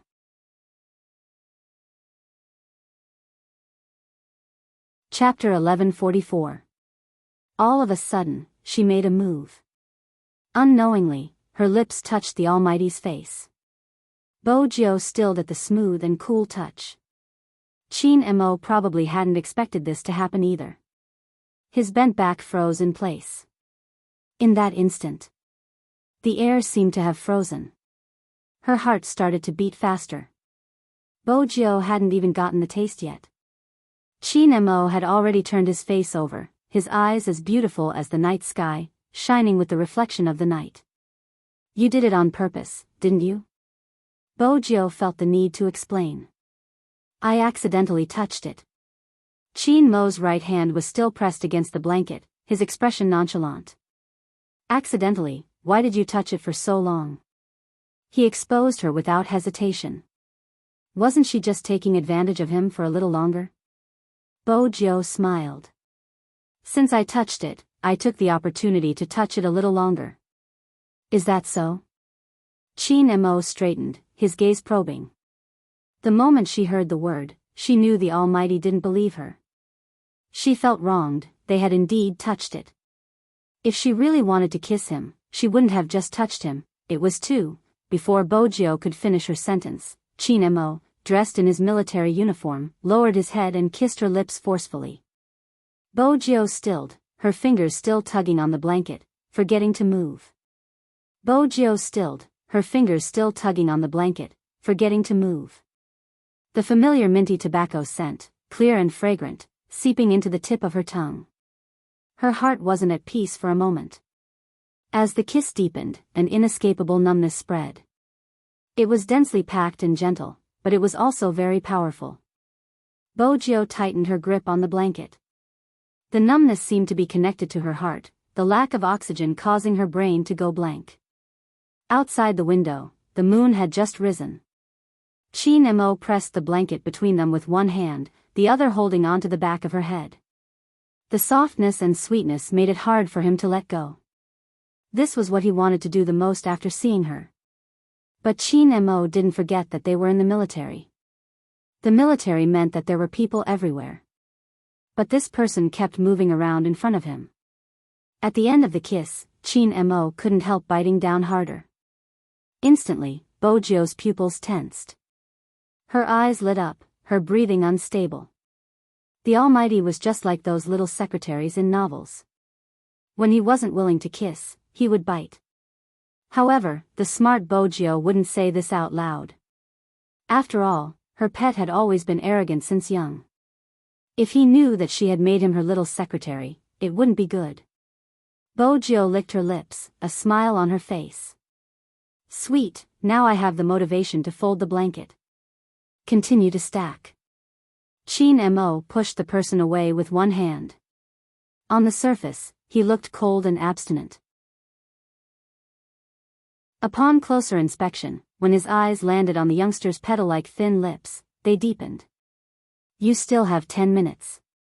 Bojo arched a brow. 10 minutes? That was such a short time. Did she kiss him for nothing? If you can't learn it in 10 minutes, I'll throw you out of the army. Chin Mo pinched the person's face, a cold smile on his face. Don't think that just a kiss is enough. Anyone who doesn't pass the test will be kicked out. Bojo puffed up her left cheek, looking like an energetic youngster. 10 minutes isn't enough.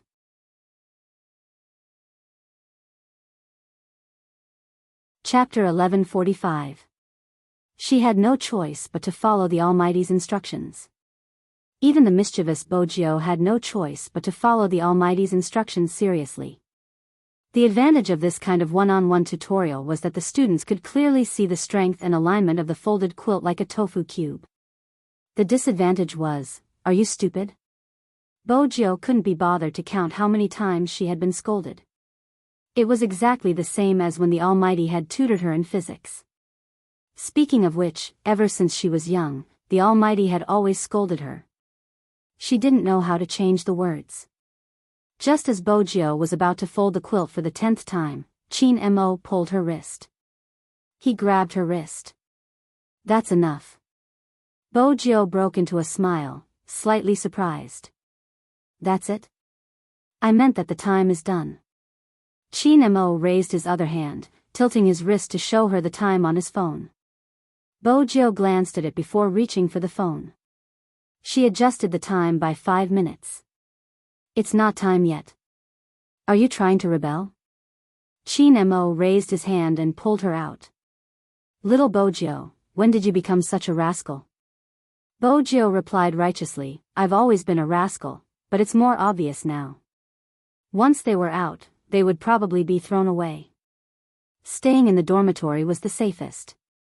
Chin Mo glanced at the person who was holding onto the bed frame with a smile on her face. He let go of her wrist, arching a brow. I'll give you 1 second to let go. His aura was indeed strong. Fortunately, Bojo had a strong sense of resistance. She didn't let go, instead, she used the force to pull Chin Mo back. With a nimble turn, she pressed him onto the freshly folded quilt. Chin Mo's gaze deepened. Even though he was below her, his aura was on full display. Bojo felt a little guilty. But even though she felt guilty, she still had to show her dominance at this moment. Little Blackie told me about what happened that day. I thought you wanted to leave, which was why I changed the password. Besides, Brother Mo had a small communication device with you. I thought you were trying to collect evidence of my crimes and wanted to arrest me. I was upset for a long time.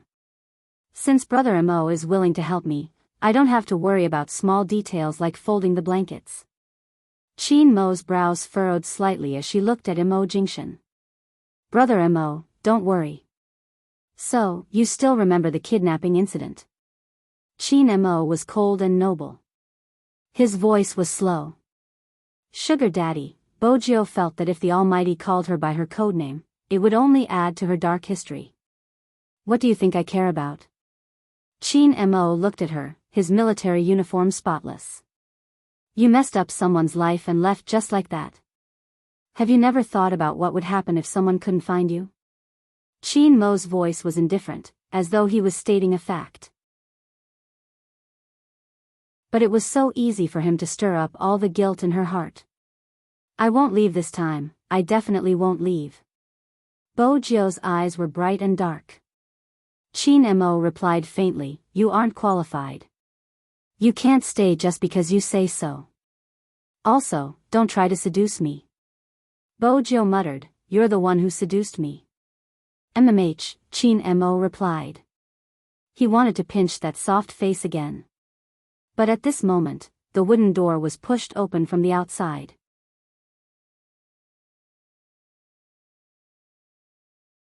Chapter 1146. Silence.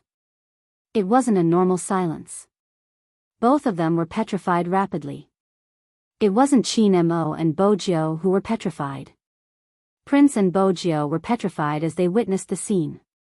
They looked as though it was the end of the world. Anyone would be exhausted after a day of training. But now, their bodies were invigorated. Prince looked at the tall and domineering figure under the lights.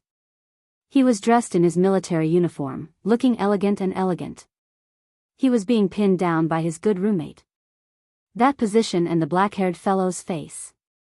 Prince turned around, exchanging glances with Wolf. Prince's thoughts were the most complicated. F***ck, what exactly was going on?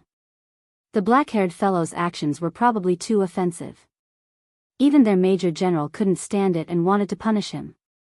But this scene. Why was the black-haired fellow forcing himself on the head coach? It was a mess. Prince felt that even with all his experience, it wasn't enough to explain the current situation. Black-haired fellow, do you really not have any backing?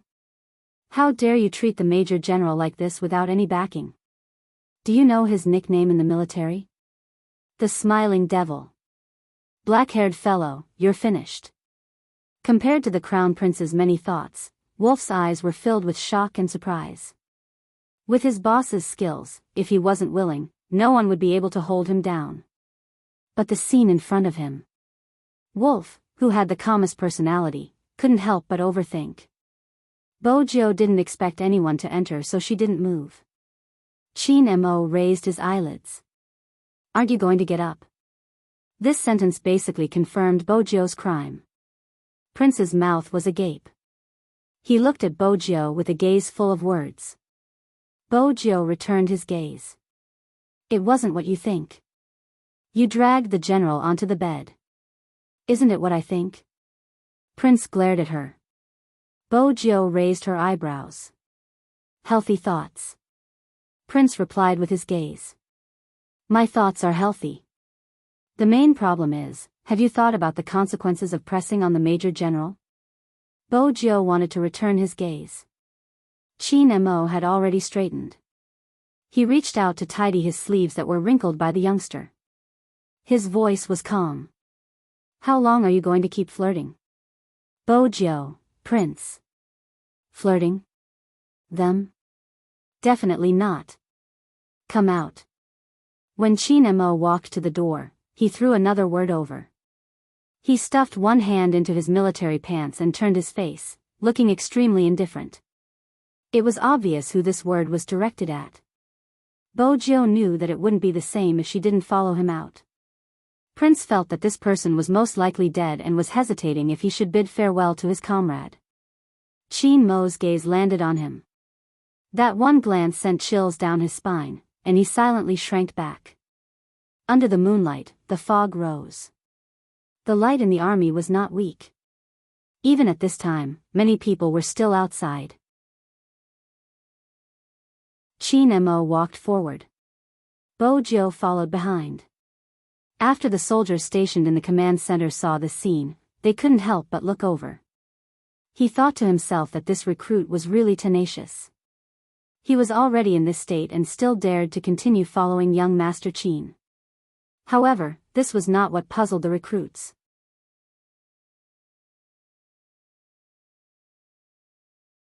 Chapter 1147. On this day, everyone in the operation team felt that something wasn't right with Wolf. The main thing was that he shouldn't be here at this hour. Yet, he sat in front of them with a stern expression. They couldn't even swallow their food. As for why? No one would be able to eat with a sniper staring at them, right? Wolf, what exactly is going on? Can't you just say it? Hunter was the first to break down because Wolf had looked at him more than 10 times. He was really going against the trend recently. Wolf Feng finally opened his mouth. However, he threw out a bomb that was even more shocking than his gaze. Just now, someone had pressed the boss under their body. Before he could finish his sentence, Magician dropped his chopsticks. Magician dropped the chopsticks in his hand in disbelief. Hunter stood up and asked, "Who is that?" The flames of gossip ignited the entire operation team.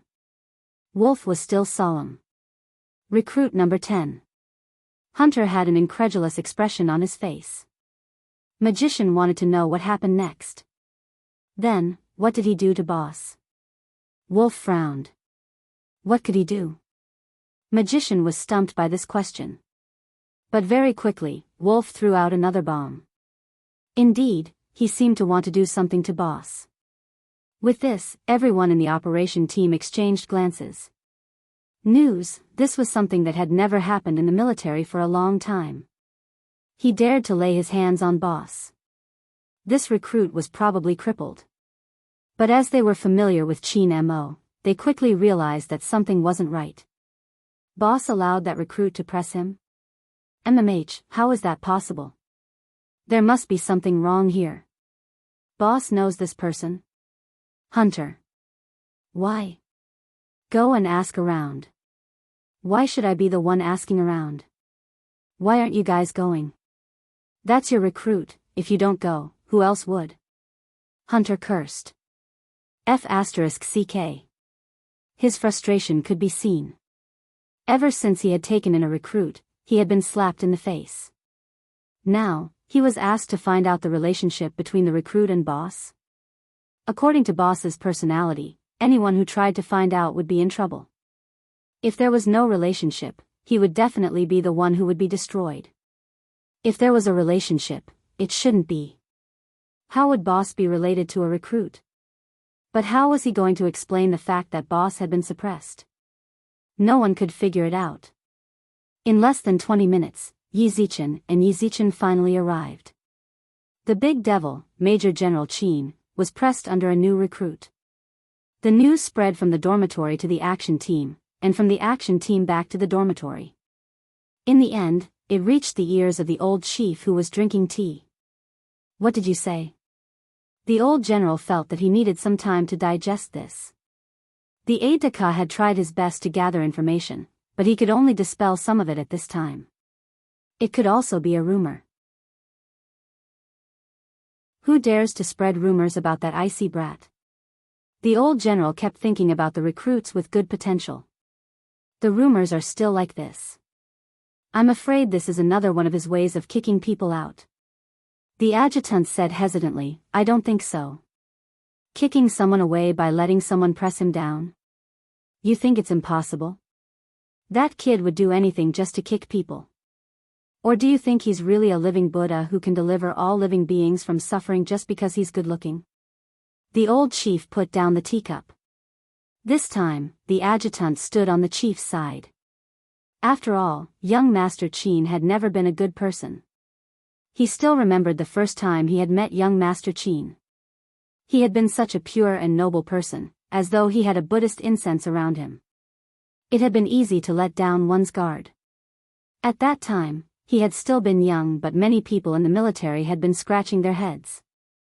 Indeed, perhaps young Master Qin had intentionally made the recruit offend him in order to kick him out. But was it necessary? The old general felt the need to have a chat with that icy brat.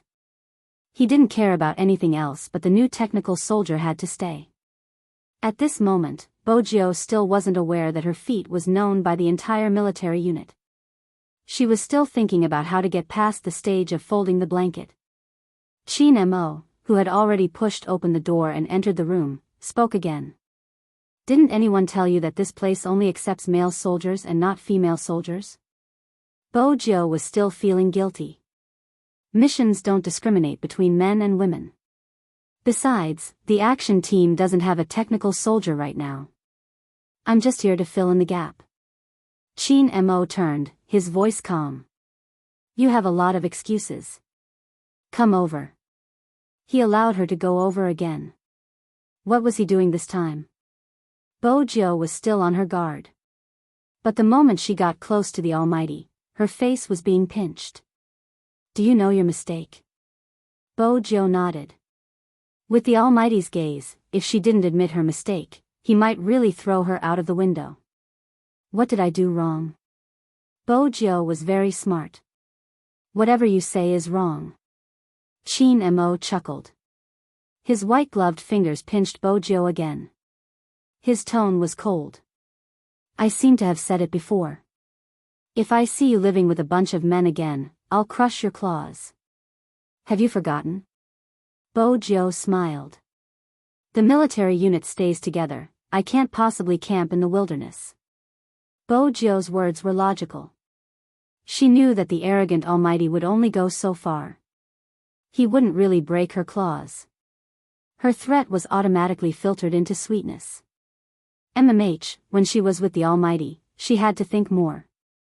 Qin Mo's gaze swept past the hand that was stirring up trouble on his body. He moved it away coldly. Tonight, you will sleep here. Bojiu smiled. All right. If she could sleep the first night, she could sleep the second. She would follow this plan. Qin Mo watched as a certain someone looked as though she had taken advantage of him. He arched a brow. Hand, go back.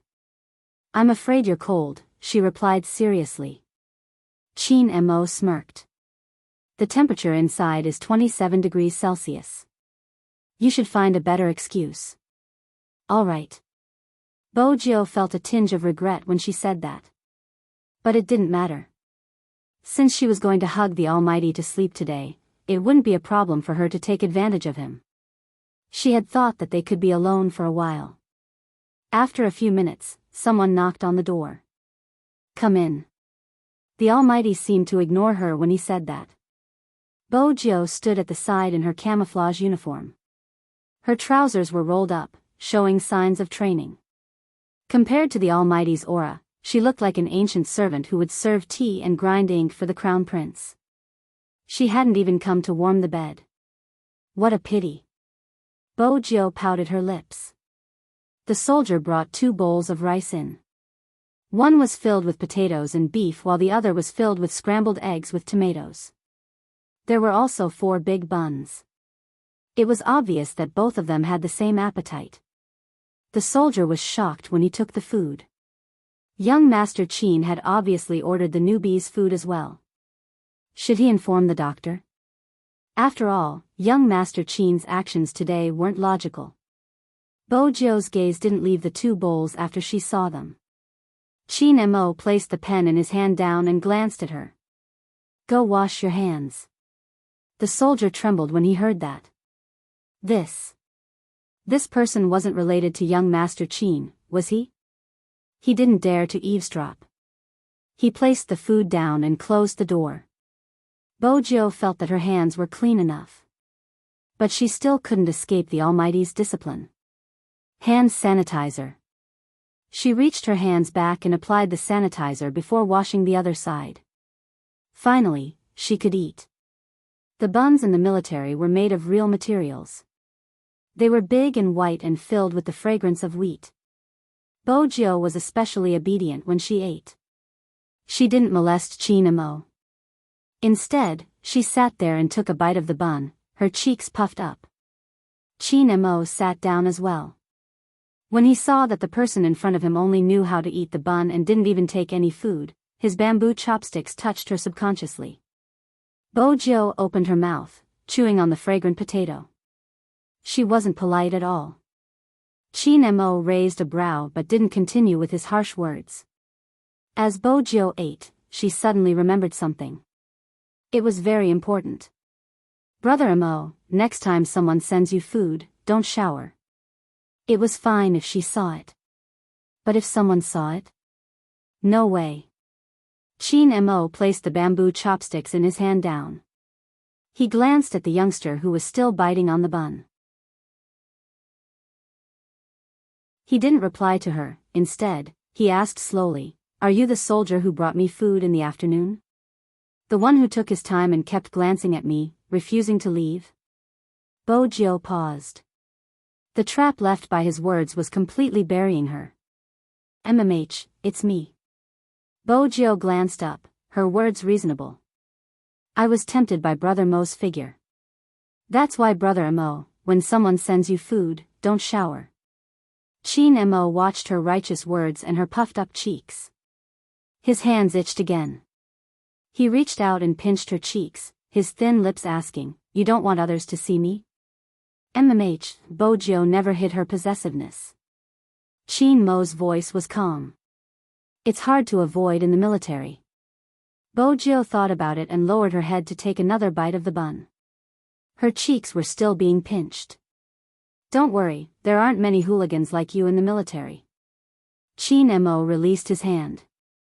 Bojo's face was finally free, but it wasn't a compliment. "Clean up after you're done." Chin-emo stood up. There was still a distance between them, making it hard for her to read his intentions. Bojo bit the bun, her voice a little muffled. "What about you, where are you going?" He couldn't possibly call her over and leave her alone, right? That would be a waste. "Shower." With that, Chin-emo walked into the bathroom.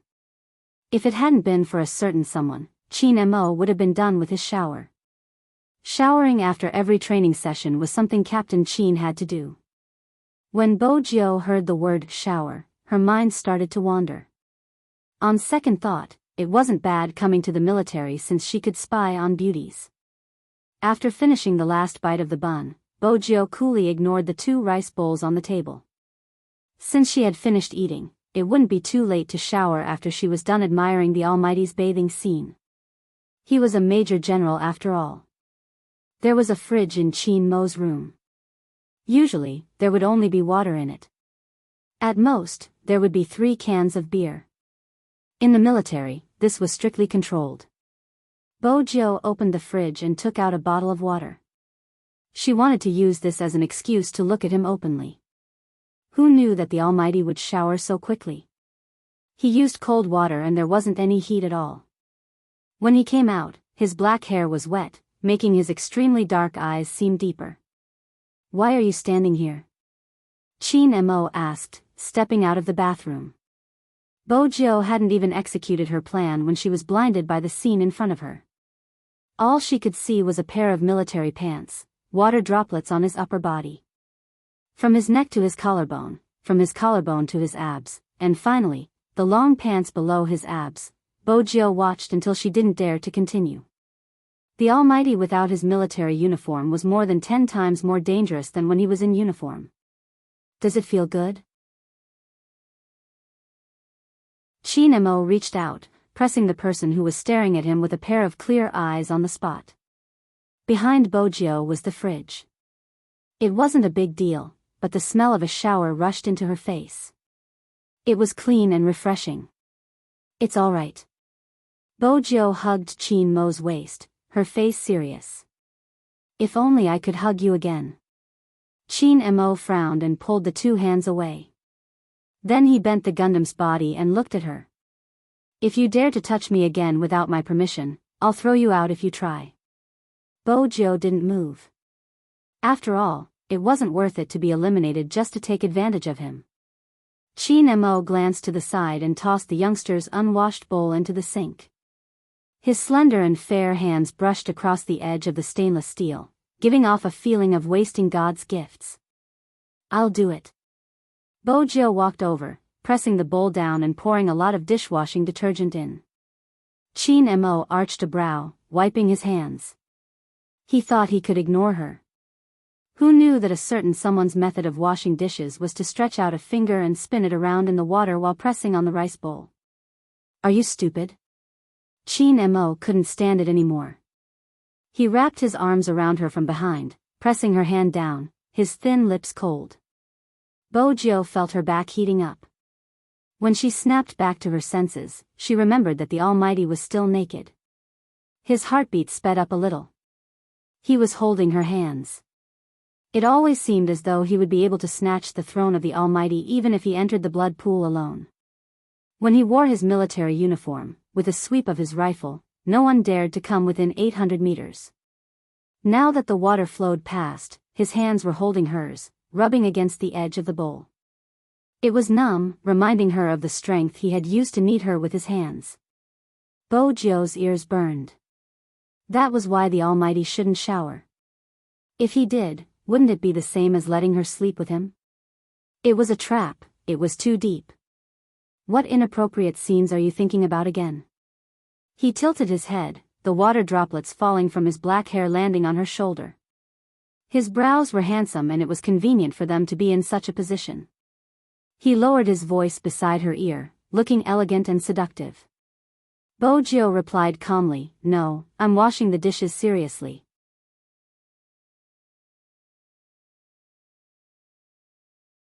Chapter 1148.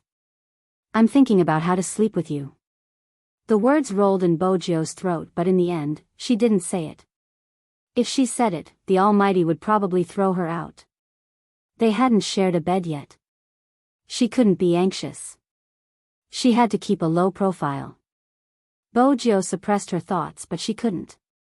She reached out and pulled the towel over. With a flip of her hand, she changed their positions. Her face was still hot. She said directly, "I'm thinking about how to sleep with you. Are you going to let me sleep with you?" In this position, Bojo pressed one hand on Chin Mo's chest while the other hand hung down. Water was still dripping from her fingertips. Chin Mo didn't move, allowing her to press him. Perhaps it was because he had just showered, but his extremely black hair was unruly. His eyes were deep and his thin lips were moist and glossy. The color was light, soft, and abstinent. It really made one's heart itch. She wanted to take action.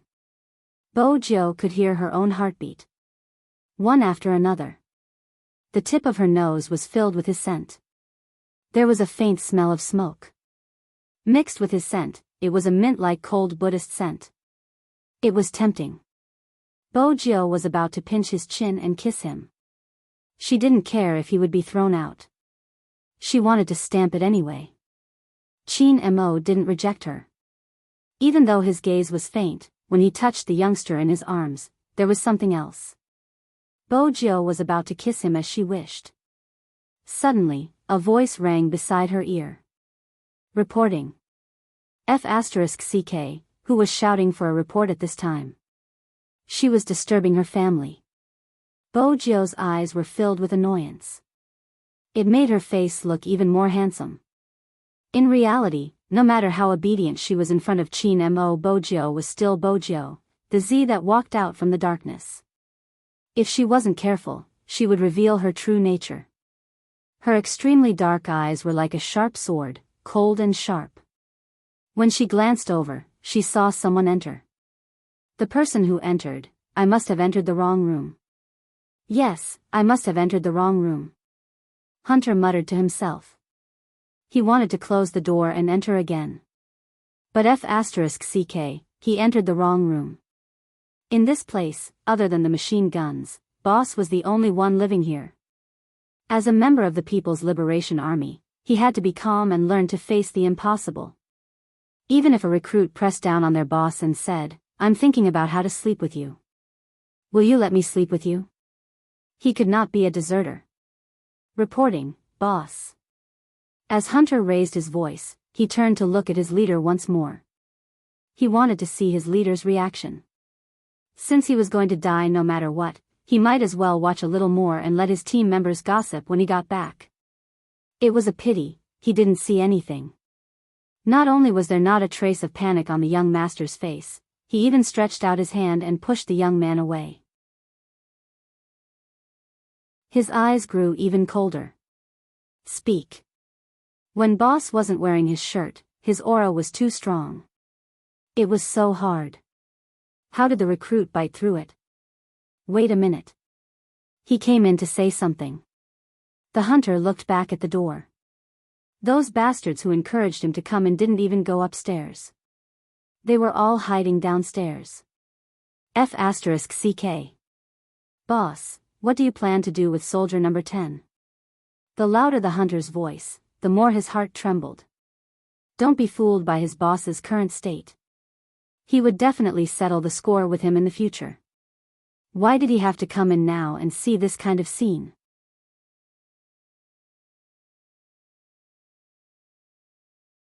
Chapter 1149. Just kicking him away? Boss, someone was plotting against you just now. But he just kicked him away and didn't cut him up. Hunter thought about himself. If he had spoken to his boss like that, he wouldn't have survived. Hence, there was still a situation. Hunter stood there motionlessly. Chin Mo walked over. The action of taking out a bottle of mineral water was enough to release his aura. Why? Do you have a better idea? Hunter touched his feet. Reporting, no. Why did you come in if you didn't? Chin Mo lowered his voice. His tone was a little cold, and there was a hint of solemnity in it. Hunter didn't know how he had offended his boss. He shut his eyes. It's the old general. He wants you to keep him no matter what. He said he's the best technical soldier and many troops are fighting for him. Bo Jiao smiled. The old general has good taste. I'm not only skilled, I'm also handsome. Hunter. At this moment, you shouldn't speak. How can you praise yourself like that? Captain will make you reflect on yourself, you know? As expected, Chin Mo glanced over and pointed at her. His voice was calm. You, go to the corner. Bo Jiao didn't retort. She stuffed a hand into her pocket and walked to the wall.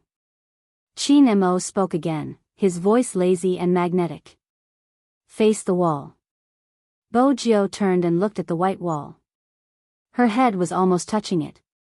It was boring not being able to see the Almighty's gaze. She could only kick the wall with her toes. It felt as though she was being punished. In school, it was frog jumping. Now that she was in the military, she was being punished by the Almighty. These days, the water was hot and the water was hot. Chin Mo watched as a certain someone wasn't being obedient. He tilted his head up and drank a mouthful of water. Hunter wanted to use this chance to slip away. He had a huge pile of gossip that he couldn't wait to tell his team members. He had to tell them. He couldn't be the only one who knew such a secret that could silence a witness. But the moment he lifted his leg, "Where are you going?" It was his boss's voice. It was slow, so slow it was cold. Hunter touched his heels again. Reporting, the old general is waiting for my reply. Report, I'm going to run 10 kilometers with weights. Chin Mo put on his shirt casually. Hunter's face fell. He was on the verge of tears. Boss, Chin Mo arched a brow. 15 kilometers. The hunter immediately stopped bargaining. He raised his head and closed his eyes. Yes. What had he done to deserve this? After Hunter closed the door, only the two of them were left in the room. Now, Bo Jiao wasn't lethal anymore. She was dressed in her military uniform, facing the wall. One of her trousers was rolled up to her knee, revealing her fair and slender calf, glowing like jade. Just because he didn't have any lethality didn't mean that he would be safe. He kicked his leg again. Brother Mo, please continue to teach me how to fold the quilt. Standing like this is a waste of time. There are only 11 hours left until the housekeeping inspection tomorrow. With that, Bojo wanted to turn back. Chin Mo walked over. Turn around and stand for 10 more minutes. Brother Mo, you can't punish me like a child, Bojo suggested seriously. You can punish me by kissing you. Chin Mo reached out and lifted the man's chin. He smiled coldly. Poor thing, you're dreaming again.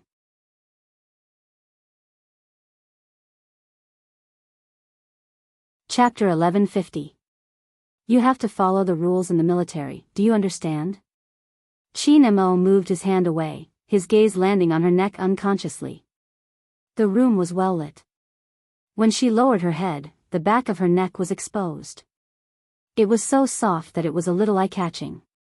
His porcelain white skin glowed, probably because of his aura. In that instant, it became extremely beautiful. Chin Mo turned, averting his gaze. He walked out of the room. Bojo arched a brow. She still didn't understand what was going on. But the person on the other side was gone. After leaving the room, Chin Mo was blown by the cold wind, regaining his senses. The person in the room probably didn't understand. He couldn't control himself when he faced her. He didn't know what he would do. He even had the urge to destroy her completely. Yet, she kept sending herself into his mouth. Bojo was still standing at the corner. When she saw that the Almighty didn't seem to have any intention of returning, she turned and leaned back on the single bed in the room. The scent of mint and tobacco was very obvious. Even the pillow was filled with his scent. Bojo buried her face in it. The Almighty was really hard to woo. She had finally managed to woo him the last time. This time, she had to try again. The worst part was that the Almighty was extremely guarded. He didn't even give her a chance to flirt. It was a little difficult. She couldn't send flowers in the military. That would be too high profile. The Almighty didn't like high profile things. Bojo lay on the bed, staring at the ceiling. There wasn't much time left. She had to woo him as soon as possible. With that in mind, Bojo tilted her head and changed her position. Her eyes landed under the office table. There was a keyboard there. Bojo was familiar with that keyboard. It was the one they had used to train their hand speed in the club. It wasn't just the Almighty and her, it was the same for every member of Supreme Alliance. Even here, they had brought the keyboard along. Actually, in your heart, you still like esports the most, right? Not as a descendant of the Chin family. Just as Chin Mo. With that in mind, Bojo sat up and whipped out her phone. She opened the SIM card she had been using for the past few days and dialed a string of numbers. Bojo arched a brow when he didn't pick up. When the screen lit up for the third time, he placed the phone by his ear. Little Spade, F***CKU, why did you disappear? You went overseas to film a movie and you disappeared. What's wrong with you? F***CK, I thought you broke down after reading the comments online. Let me tell you, it doesn't matter if you're a man or a woman, do you care about gender in esports? Hurry up and come back. If you don't, I'll block you. Bojo replied calmly, do you have a cold? My throat is a little hoarse. When dealing with the naive Linda, she knew how to change the topic. Lin Feng sneezed. He pulled up the collar of his sweater and stood there with one hand in his pocket. From the side, he looked quite cool. You can tell? I think so. Who knows why it's so cold all of a sudden? Are you outside? Bojo arched a brow. MMH, Lin Feng replied, his gaze drifting. I'm at the airport. Yunhu is coming back today and my mom insisted that I come to fetch him. She's worried that her godson will take the car back himself. Oh, Bojo replied, her tone long and full of teasing. Lin Feng replied, hello. Bojo continued to laugh. Lin Feng smirked. I'm hanging up. Don't, Bojo said. I really have something important to do. Lin Feng tilted his head. What is it? I want to ask you, no, I should say you guys, to protect Supreme Alliance's right to participate in the Asian Cup. Bo Jio's eyes darkened when she said this. Lin Feng straightened. Little Spade, do you know what you're saying? Brother Mo's hand has been healed, but I'm not sure if he can participate or if he will arrive on time. Bo Jio glanced up, a glint flashing past her eyes. But there has to be a chance. Lin Feng coughed again, his nasal voice heavy. Feng Yi has been fighting for this matter, but the committee's answer wasn't satisfactory. But that year, we didn't live up to expectations and didn't even get the right to participate as captain. This time, it won't be the same. I didn't misjudge you, Senior Lin. Bo Jio laughed, a hint of devilishness in her voice. I won't disturb your long-awaited husband anymore. Good night. Good night, who's long-awaited? Before Lin Feng could finish his sentence, the other party hung up. When he called again, it was the same as before, switched off. What was Little Spade up to? Was she not going to appear in the future? Regardless of whether she appeared or not, shouldn't she clarify what she said just now? Lin Feng was starting to get a little irritated. There was something else in his heart. As the sound reverberated in the airport, it started to change. He could clearly hear that the flight he was waiting for was about to land in 2 minutes. 2 minutes. Lin Feng paused, pulling up his collar and coughing as he went to buy a bottle of water. After drinking 2 mouthfuls, he couldn't sit still and entered the washroom. He unbuttoned his pants but didn't pee. In the end, Lin Feng knocked his head against the wall, breathing clearly. F***ck, why was his heart beating so fast? Lin Feng raised his hand and drank another mouthful of water. Because of an unknown restlessness, he reached out to grab his head. There were also other girls at the airport. When they saw him, they simply exclaimed how handsome he was. Some covered their mouths, surprise filling their faces. It was obvious they knew who he was. Lin Feng also noticed it. With the fans around, he couldn't do anything stupid. He could only return to his seat and pull his sweater up to cover his mouth and nose.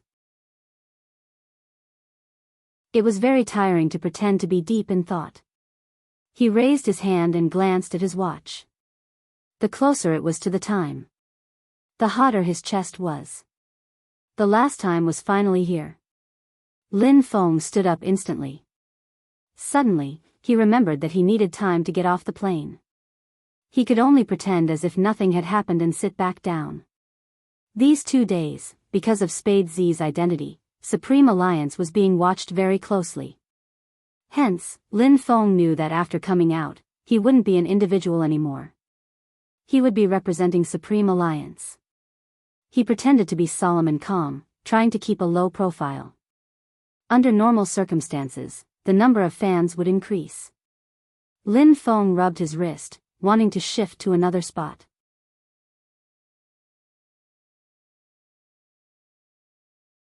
Chapter 1151. Lin Feng's hand was still tugging on his collar, pulling it upwards to make himself more comfortable since his nose was stuffed. But before he could react, the person's voice rang out. The man's voice rang out, "Are you feeling unwell?" Then, she stretched out her hand and placed it on his forehead. Her fingertips were still cold. Lin Feng could only hear that indescribable restlessness becoming more obvious. For a moment, he forgot to move.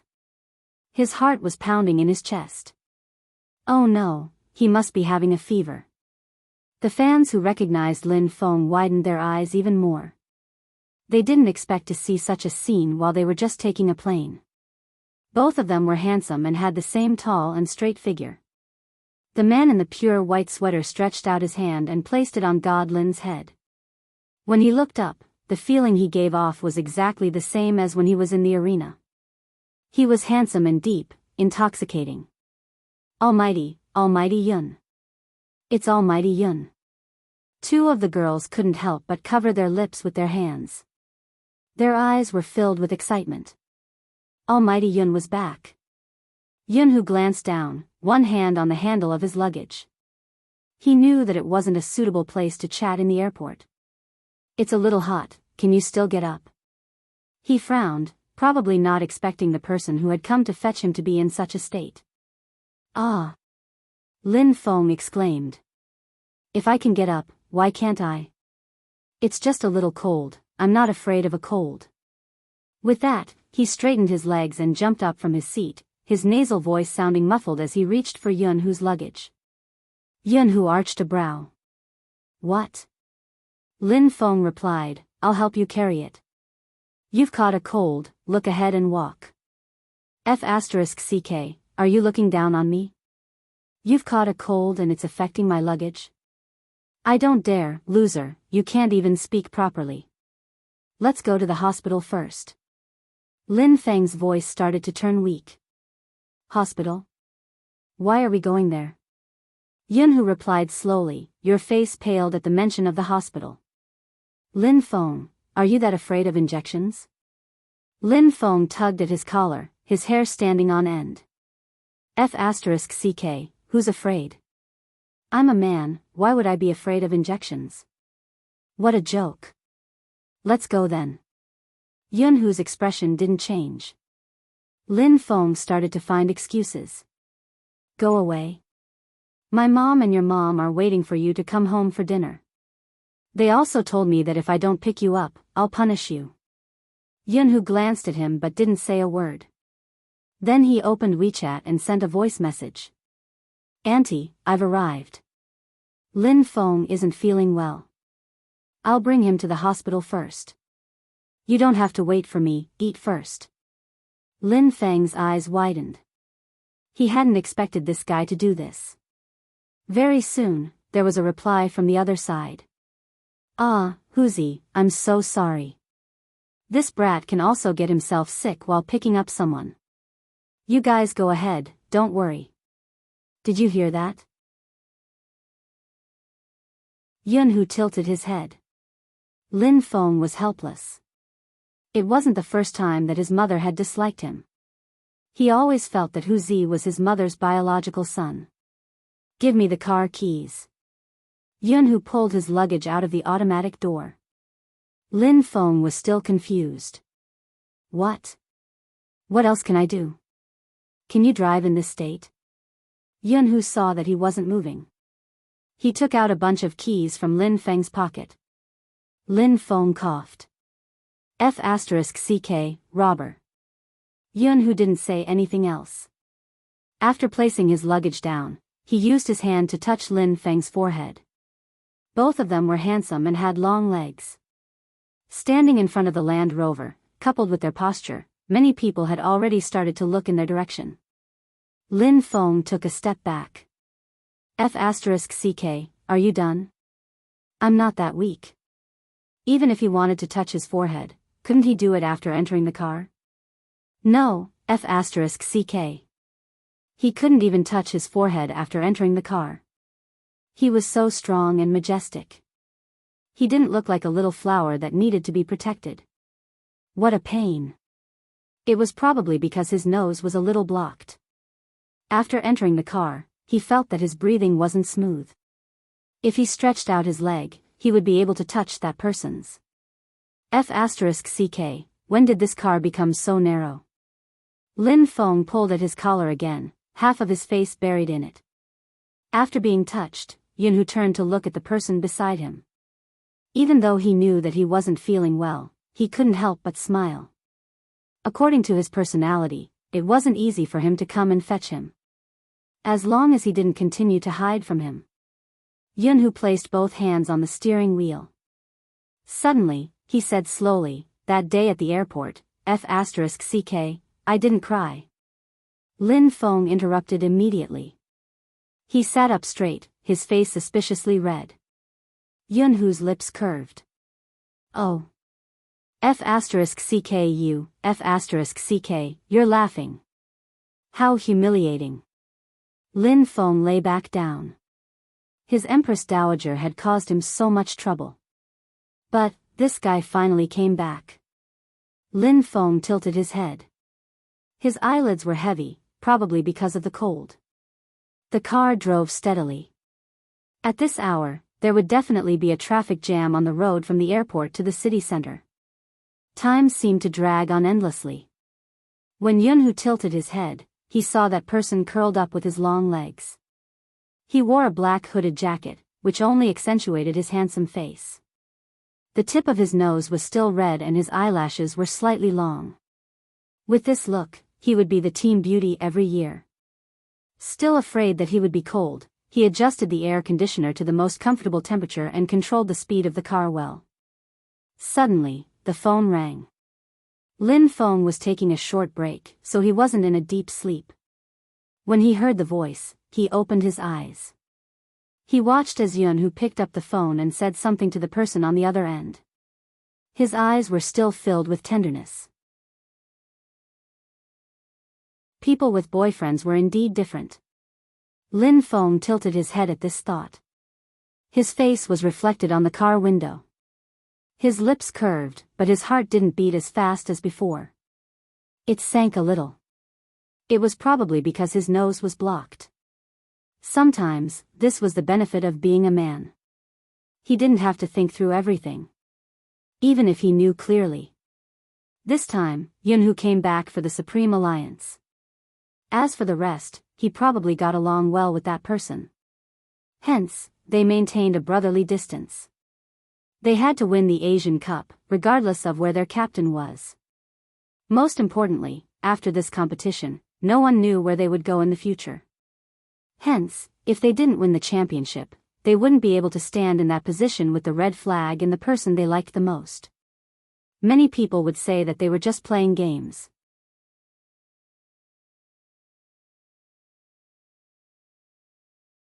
Chapter 1152. No matter how busy the hospital was at night, it could not be compared to the daytime. The doctor on duty was also a little puzzled. Under normal circumstances, a cold would not come to an A-grade hospital like theirs. It could be treated in an outpatient clinic. However, since he was here, he would definitely prescribe medicine and have an injection. After Lin Feng heard this, his eyes widened again. I still need an injection? Injections are the fastest. The doctor passed the form to Yunhu and shouted, next. He really didn't give Lin Feng any chance to regret.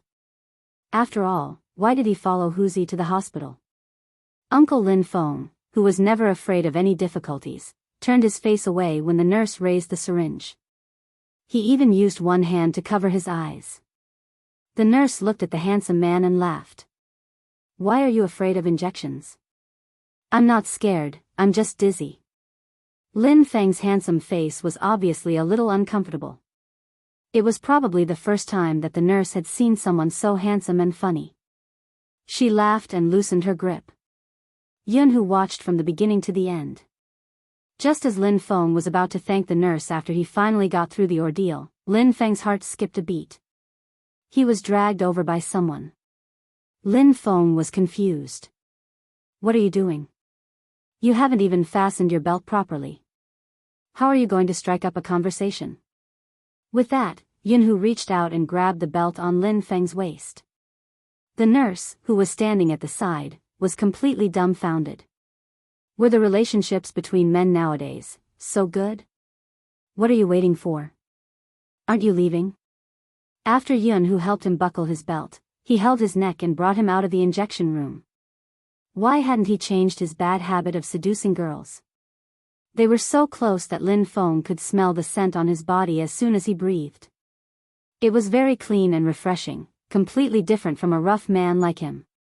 Hey, let go, let go. Lin Feng was so busy trying to free his neck that he didn't notice how red his face was. Yunhu released his grip and glanced at him. Is your fever getting worse? No. Lin Feng didn't think it was that serious now. Yunhu frowned. Nothing, why is your face so red? Lin Feng felt as if his face was burning. F***ck, you talk too much. Wait, let me take a call. Yunhu gave him a casual look. Lin Feng's caller ID flashed. Hello, master, I'm outside. I just received someone. My body? My body is fine. Cough. Whoa, much better. Go back and rest well.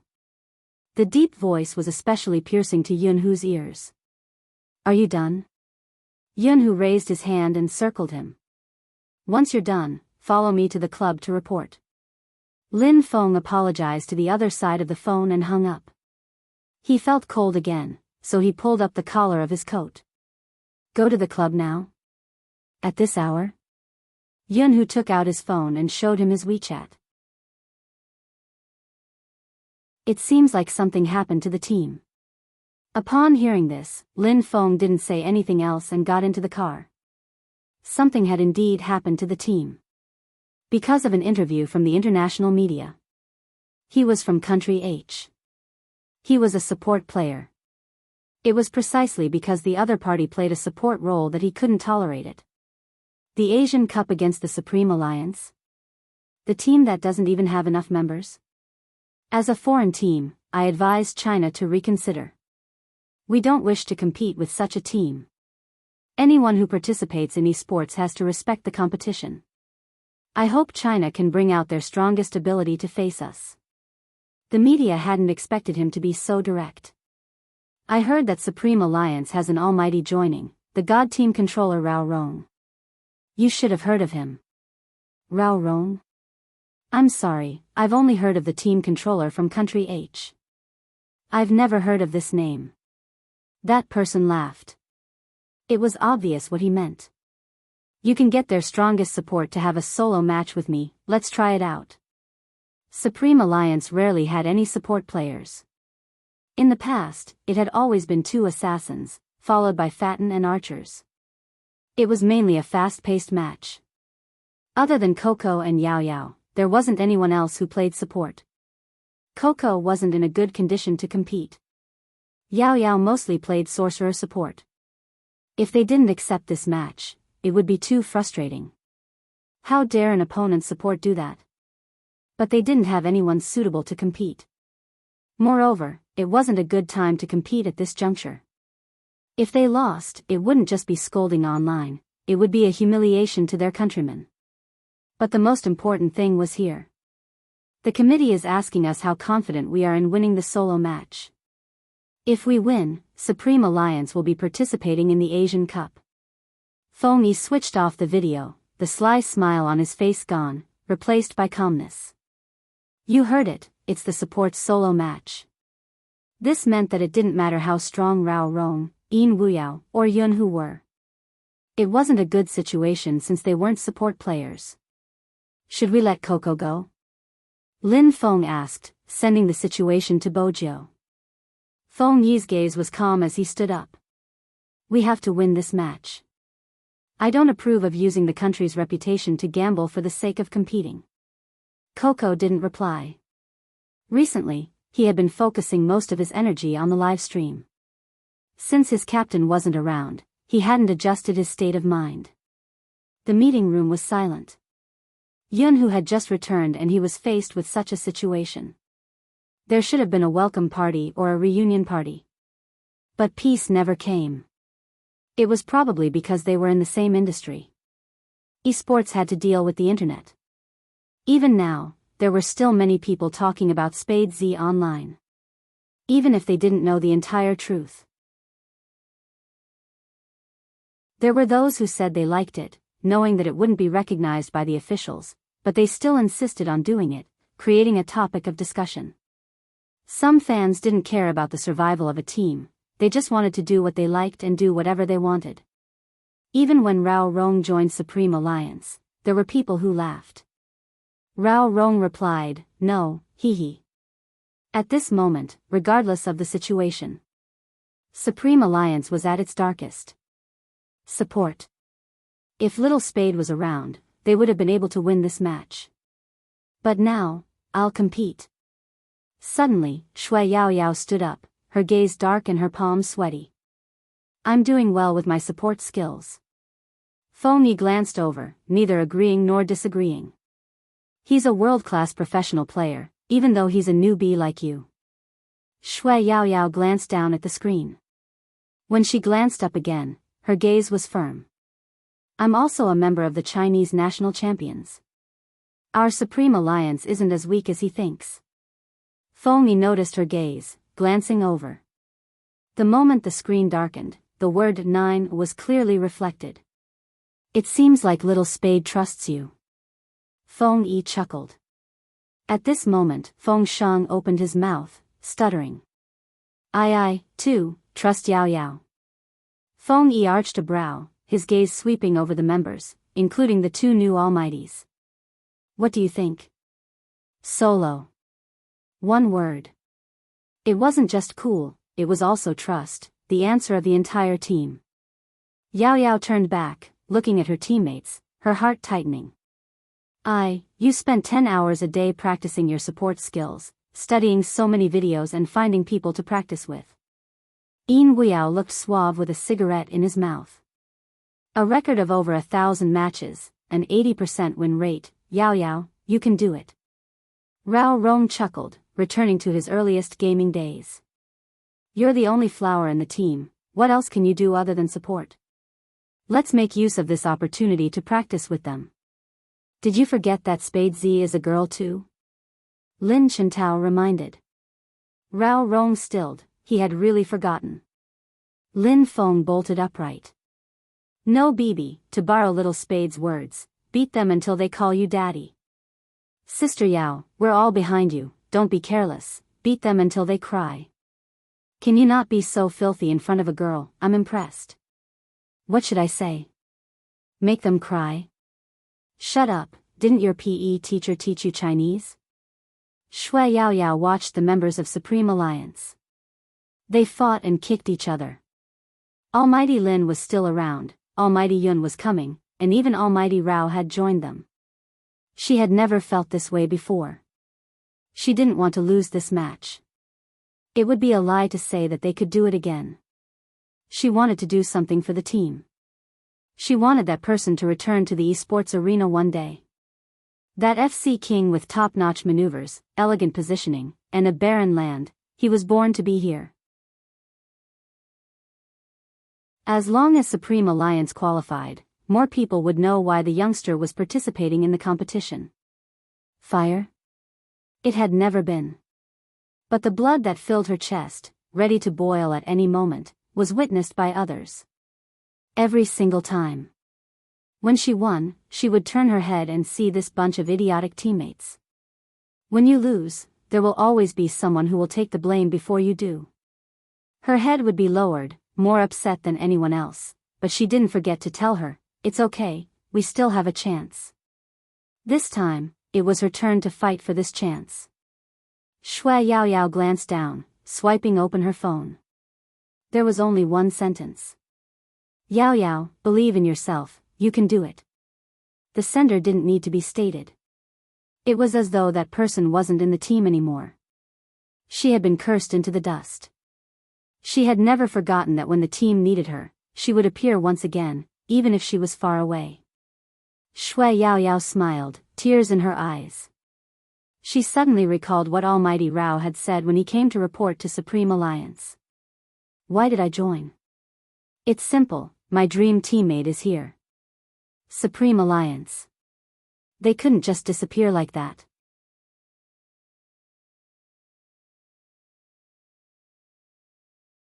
Chapter 1153. At that moment, in the hidden troops at the border, the hunter did not expect that he would be punished, but he would also be watched by the boss. Wasn't boss busy? Why did he have the time to watch him? Hunter's scalp turned numb. He wanted to gossip with his team but realized that they were all gloating over his misfortune. He was the only one who had to run over 10 laps with weights. He felt that boss's gaze on him was exceptionally cold today. Could it be that he had disturbed something just now? No. It couldn't be. It was as though Hunter had been enlightened. He looked at the man standing on the track as though he was looking at a ghost. The moment he looked over, he was frozen by his gaze. His neck shrunk back. Oh my God, boss's aura was still so strong. Why would boss like it when someone was pressuring him? But if it wasn't because he liked him, why would boss torture him so cruelly? Out of energy? Qin Mo looked at the person running, his voice calm. If you're out of energy, run 2 more laps. Yes, sir. Hunter was about to cry. His young master was such a devil. He shouldn't have entered at that moment. That group of treacherous villains would make him be the first to stand out. As Hunter ran, he glanced at the few people watching. Don't think that he wouldn't notice them just because they were in hiding. Chin Mo swept the training ground another glance, reaching out to pull his jacket up before walking towards the west side. Hunter heaved a long sigh of relief. He's finally gone. The moment Chin Mo left, the few people crowded over. Wolf was the first to speak. What did you see just now for boss to treat you like that? He had been tricked again. Hunter wanted to stop. Magician reminded him. You still have 2 laps. Remember, the last time someone stopped at 100 meters, how long did boss let him run? Hunter gritted his teeth and continued running. Hey, don't just run, tell us. The few of them ran with him. Hunter didn't stop, scoffing. I'm not talking. Magician stated his conditions. 1 pair of zhonghua. Never submit to power, never corrupt wealth, this is the foundation of a soldier. Hunter panted as he spoke. Magician spoke again, I'll wash your stinky socks for 3 days. This time, the hunter turned his head around. 1 week. 5 days. Magician gritted his teeth. No more. The hunter chuckled again. 1 week, not 1 day less. F***ck, tell me. If you don't tell me the truth, I'll wash you too. Magician said angrily. The hunter first looked up at the starry sky, then at his belt. F***cku. What do these 2 things have to do with each other? Magician wanted to beat someone up. The hunter was still running. I told you to read more books, but you didn't listen. You can't even understand such an obvious meaning. On a dark and windy night, the leather belt is in pairs. What does that mean? Sleep. What do you mean sleep? Speak clearly. Magician was a little confused. Wolf and the rest also felt that this hunter's language was too poor. The hunter was unafraid of death. Do you really want me to repeat what I saw? Nonsense. If not, who would want to wash your stinky socks? Hunter said, I'll say this first. After you hear this, don't spread it. If you do, boss will definitely know that I said it and I'm dead. Alright, hurry up and say it. Gossip shouldn't be spread. He was too naive. Would it still be gossip if he didn't spread it? Hunter was finally done running. He cleared his throat and said, when I went in, I saw number 10, the new recruit, pressing down on the boss. He said to the boss, cough, say, aren't you a man? What exactly did he say? Hurry up. Hunter shut his eyes and said fiercely, he said, I'm thinking about how to sleep with you. Are you going to let me sleep with you? In an instant, the training ground was in complete silence. Even Wolf was stunned. Magician, who was usually expressive, thought he was hallucinating. He stuttered, why you're saying, that's what the recruit said to boss? What else? Hunter's heart was filled with tears. Would boss punish me like that? Magician trembled. He shook his head and muttered, scary, it's too scary. Hunter panted. The scariest thing was that boss didn't push him away or ask him to scram. He even said that he passed the housekeeping test. Is it possible that boss treasures talents? That was the only possibility Magician could think of. Hunter glanced at him. Treasured to the point that he would sacrifice himself and sell his body? Boss, is he that kind of person? No, boss was the type that could kill you with a single glance. Moreover, if you wanted to sleep with him, he would kill you with a single shot. Magician had too many thoughts. The others around him were in deep thought. Only Wolf spoke at this moment. You mean, boss did it willingly? Willingly being suppressed? Everyone's eyes widened. F***ck, that was even more terrifying. Gossip spread at an astonishing speed. At this moment, Bojio was still lying on the bed. She was slightly dispirited seeing that the Almighty hadn't recovered after a long time. He didn't have to hide from her, right? Chin Mo didn't go back. Instead, he went to the military supply department. The supply department was like the mini supermarket in the school. But the items here were more simple. They mainly sold cigarettes. Even in the military, he had to smoke. The soldier was about to take out the soft Zhonghua. Chin Mo said, "No cigarettes this time." No cigarettes? The soldier was confused. What did the Major General want if he didn't want cigarettes? Only these? Chin Mo pointed to a row of items on the shelf.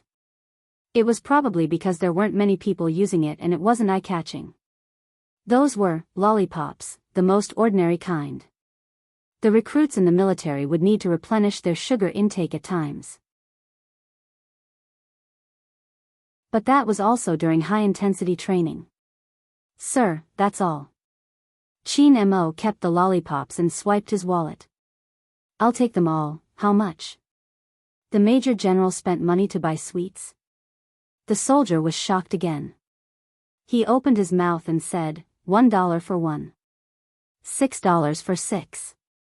Chin Mo took a $10 note. It wasn't possible for such cheap sweets to have chocolate flavor.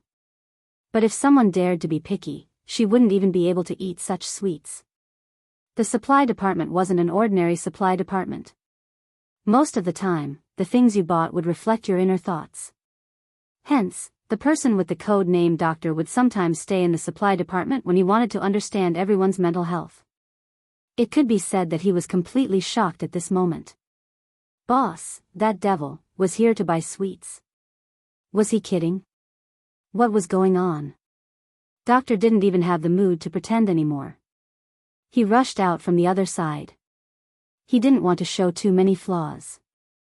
After Chin Mo paid the bill, he pretended to be calm and said, "Boss, you definitely didn't buy sweets for yourself." Normally, people would try to deny it.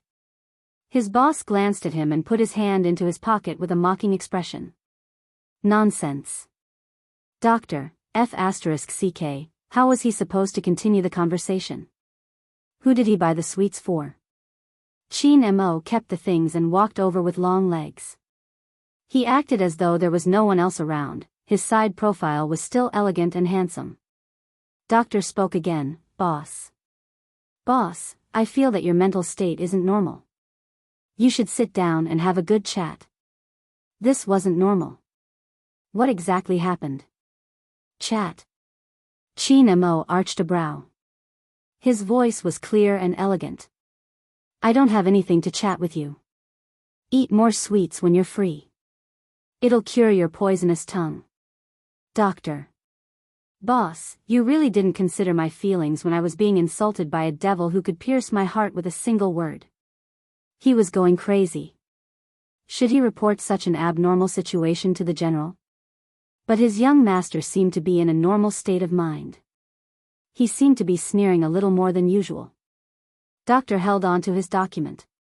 His gaze deepened. He couldn't understand what was going on. Chin Mo himself was extremely nonchalant. In the bedroom on the second floor. After Bojio sent the message, she felt a little tired. This was different from when she was in the dormitory. This was where the Almighty slept. The smell was the same as when she was young. It was easy to calm her nerves. In a daze, she felt sleepy, but at the same time, nighttime was the best time. How could she spend it like this? Hence, she seemed to be asleep. She wasn't wearing her military cap. Her military jacket was placed on the chair at the side. Other than her face, everything else was pale. It accentuated the coal color of her face. Yes, he was handsome, but he was very dark. That was the scene Chin Mo saw when he entered. A certain someone had already occupied his bed. She wasn't sleeping properly either.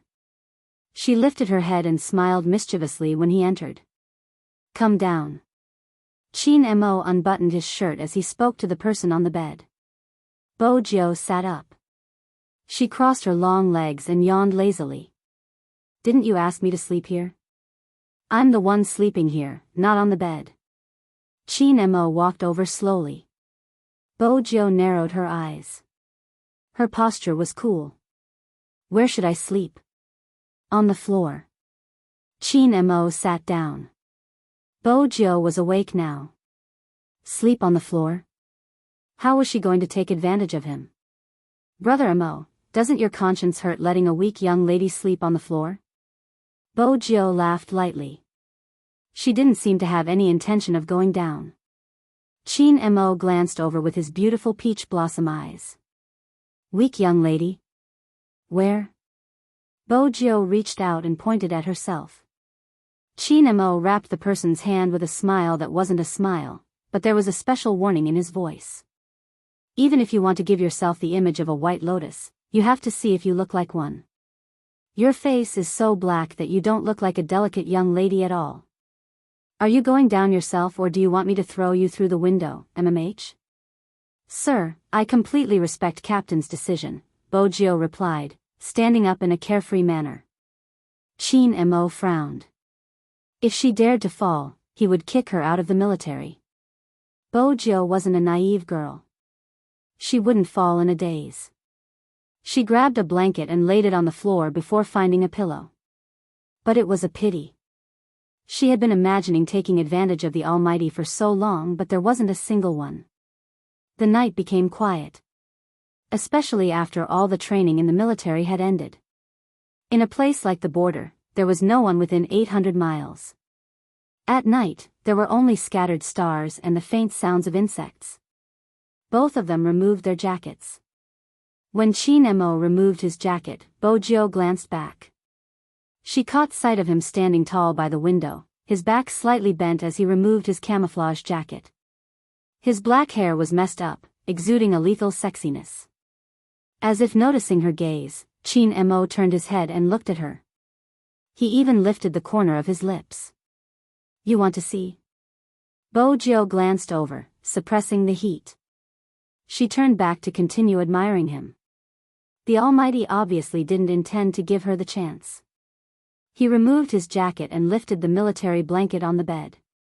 After lying down, he lifted his beautiful chin slightly. Switch off the lights. He even ordered her to switch off the lights. Really, she was like a little princess. It was obvious that Bojo's actions were carried out according to her wishes. After switching off the lights, she realized that the room was too quiet. It was so quiet that she could almost hear the sound of his breathing when he turned around. When Bojo laid on the floor, her thoughts were still pure. Later on, she probably wanted to take another look at him, so she tilted her head over. When the moonlight shone in, she could clearly see his figure. He was still sleeping in the same position, just like a royal from the 19th century. It reminded her of when the Almighty was young. He was also like this. She probably never understood why a child would be so particular about sleeping postures. Whenever she asked, he would reply, "Little Bojo, are you an idiot?" It had been a line that hadn't changed for so many years. Bojo tilted her head again. She felt a slight chill and wanted to pull the blanket up. She had thought it through after all. When it came to kissing, it was best if both parties were willing. She couldn't be too hooligan. Girls had to be reserved. Even though she had nothing to do with being reserved, she still had to act on the surface. If she chased him too fiercely, the Almighty would probably find an excuse to throw her away. The gains wouldn't make up for the losses. The moment this thought left her, the person who was lying on the bed suddenly moved. He only needed 2 steps to walk from the bed to her side. With the length of the Almighty's legs, he only needed 1 step. The moment Bojo opened her eyes. Through the blanket, he placed one hand on the side of her face. His tall nose bridge was almost touching hers. The scent of mint and tobacco surrounded her and the starry sky seemed to be imprinted in his eyes. It was a little bright but not completely bright. There were faint fragments flowing through them. Little Bojo, did you do it on purpose? On purpose? Bojo arched a brow. She didn't understand. You purposely moved so that I wouldn't be able to sleep. Chin Mo lowered his body further. His eyes swept over her lips, and his gaze deepened.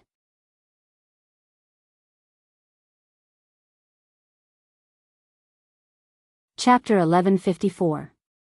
The sweet taste of the fruit spread from the corner of her mouth, spreading to the tip of her tongue. It was a familiar feeling. Bojo frowned, slightly depressed. Was this a lollipop? Chin Mo seemed to like seeing her like this. After gagging her mouth, he retracted his hand, his breath still lingering. Bojo watched his eyes. She had waited for so long and the Almighty was only giving her a candy? It felt as though she had already taken off her pants and he was showing her this.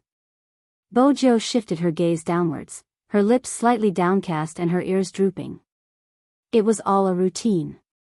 What happened to the kiss? What is it? Chin Mo arched a brow, finding it amusing. That face seemed to carry an air of nobility. You don't like it? Bojo bit the candy, remaining silent. Chin Mo pinched her face, his voice cold. Did you think I wanted to kiss you? You dream about it every day. Bojo. The Almighty would never understand the concept of being friends if he didn't expose it. Eat the candy and go back to bed. Chin Mo tilted his body and laid beside her. He looked very handsome. He lifted his chin again, as though telling her to go where she should go. Bojo bit the candy, stretching her arms out, wrapping them around the Almighty's waist. She smiled. I'm not going, let's sleep together. Chin Mo laughed mockingly, pinching the youngster's chin. Little Bojo, who gave you the courage to say that? The candy gave me the courage. Bojo had the candy in her mouth, her words muffled. Anything else? This time, Chin Mo didn't push her away. Perhaps it was because the thing in his arms was too soft, or perhaps it was because when she spoke, the warmth hit his chest. He knew she was already an adult, the Z he had once admired, but he still felt that she was still young.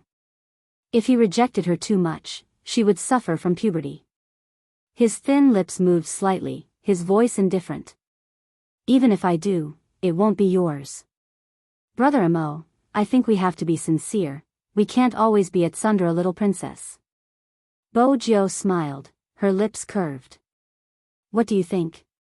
Chin Mo chuckled, his gaze turning cold. Go to bed. After Bojo was pushed away, she was confused. She had just started the first step of seducing him. How did it end so fast? She wanted to hug him again, but the Almighty wouldn't let her. She couldn't even get close to him. He did not take advantage of her at all. The Almighty guarded against her like a wolf. Bojo had no choice but to lie on the bed. She turned around twice before her gaze landed on the figure on the ground. She smiled lazily. Brother Mo, are you afraid that I'll do something to you and you won't be able to control yourself? You also know that you are a hooligan? Chin Mo closed his eyes, replying slowly. Bojo was at her wit's end. The Almighty wasn't even going to fall for her goading. Come up, I'll just have a good sleep since I can't beat you in a fight. If you're really worried that I'll do something to you, you can just handcuff me, Bojo replied in a gentlemanly manner.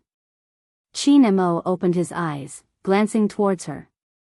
Our arrogant little princess doesn't sleep with anyone. Bojo. Fine, since he emphasized the words Tsundra little princess, it was probably hopeless. She knew that the Almighty was a vengeful person, but she had underestimated the way he held a grudge. He would attack without leaving a trace. She licked the candy with the tip of her tongue. It was still sweet. Even her heart started to soften. Actually, she understood. It was rare for the military to have such things. She understood what it meant when he bought it for her. Ever since she was young, that person had always treated her like this. He disciplined and indulged her at the same time. But this time, it was too hard to chase. Bojo glanced over once more. Chin Mo was riled up by her gaze. His peach blossom eyes deepened in the night, but his tone didn't change. There was a hint of hoarseness in his lazy voice.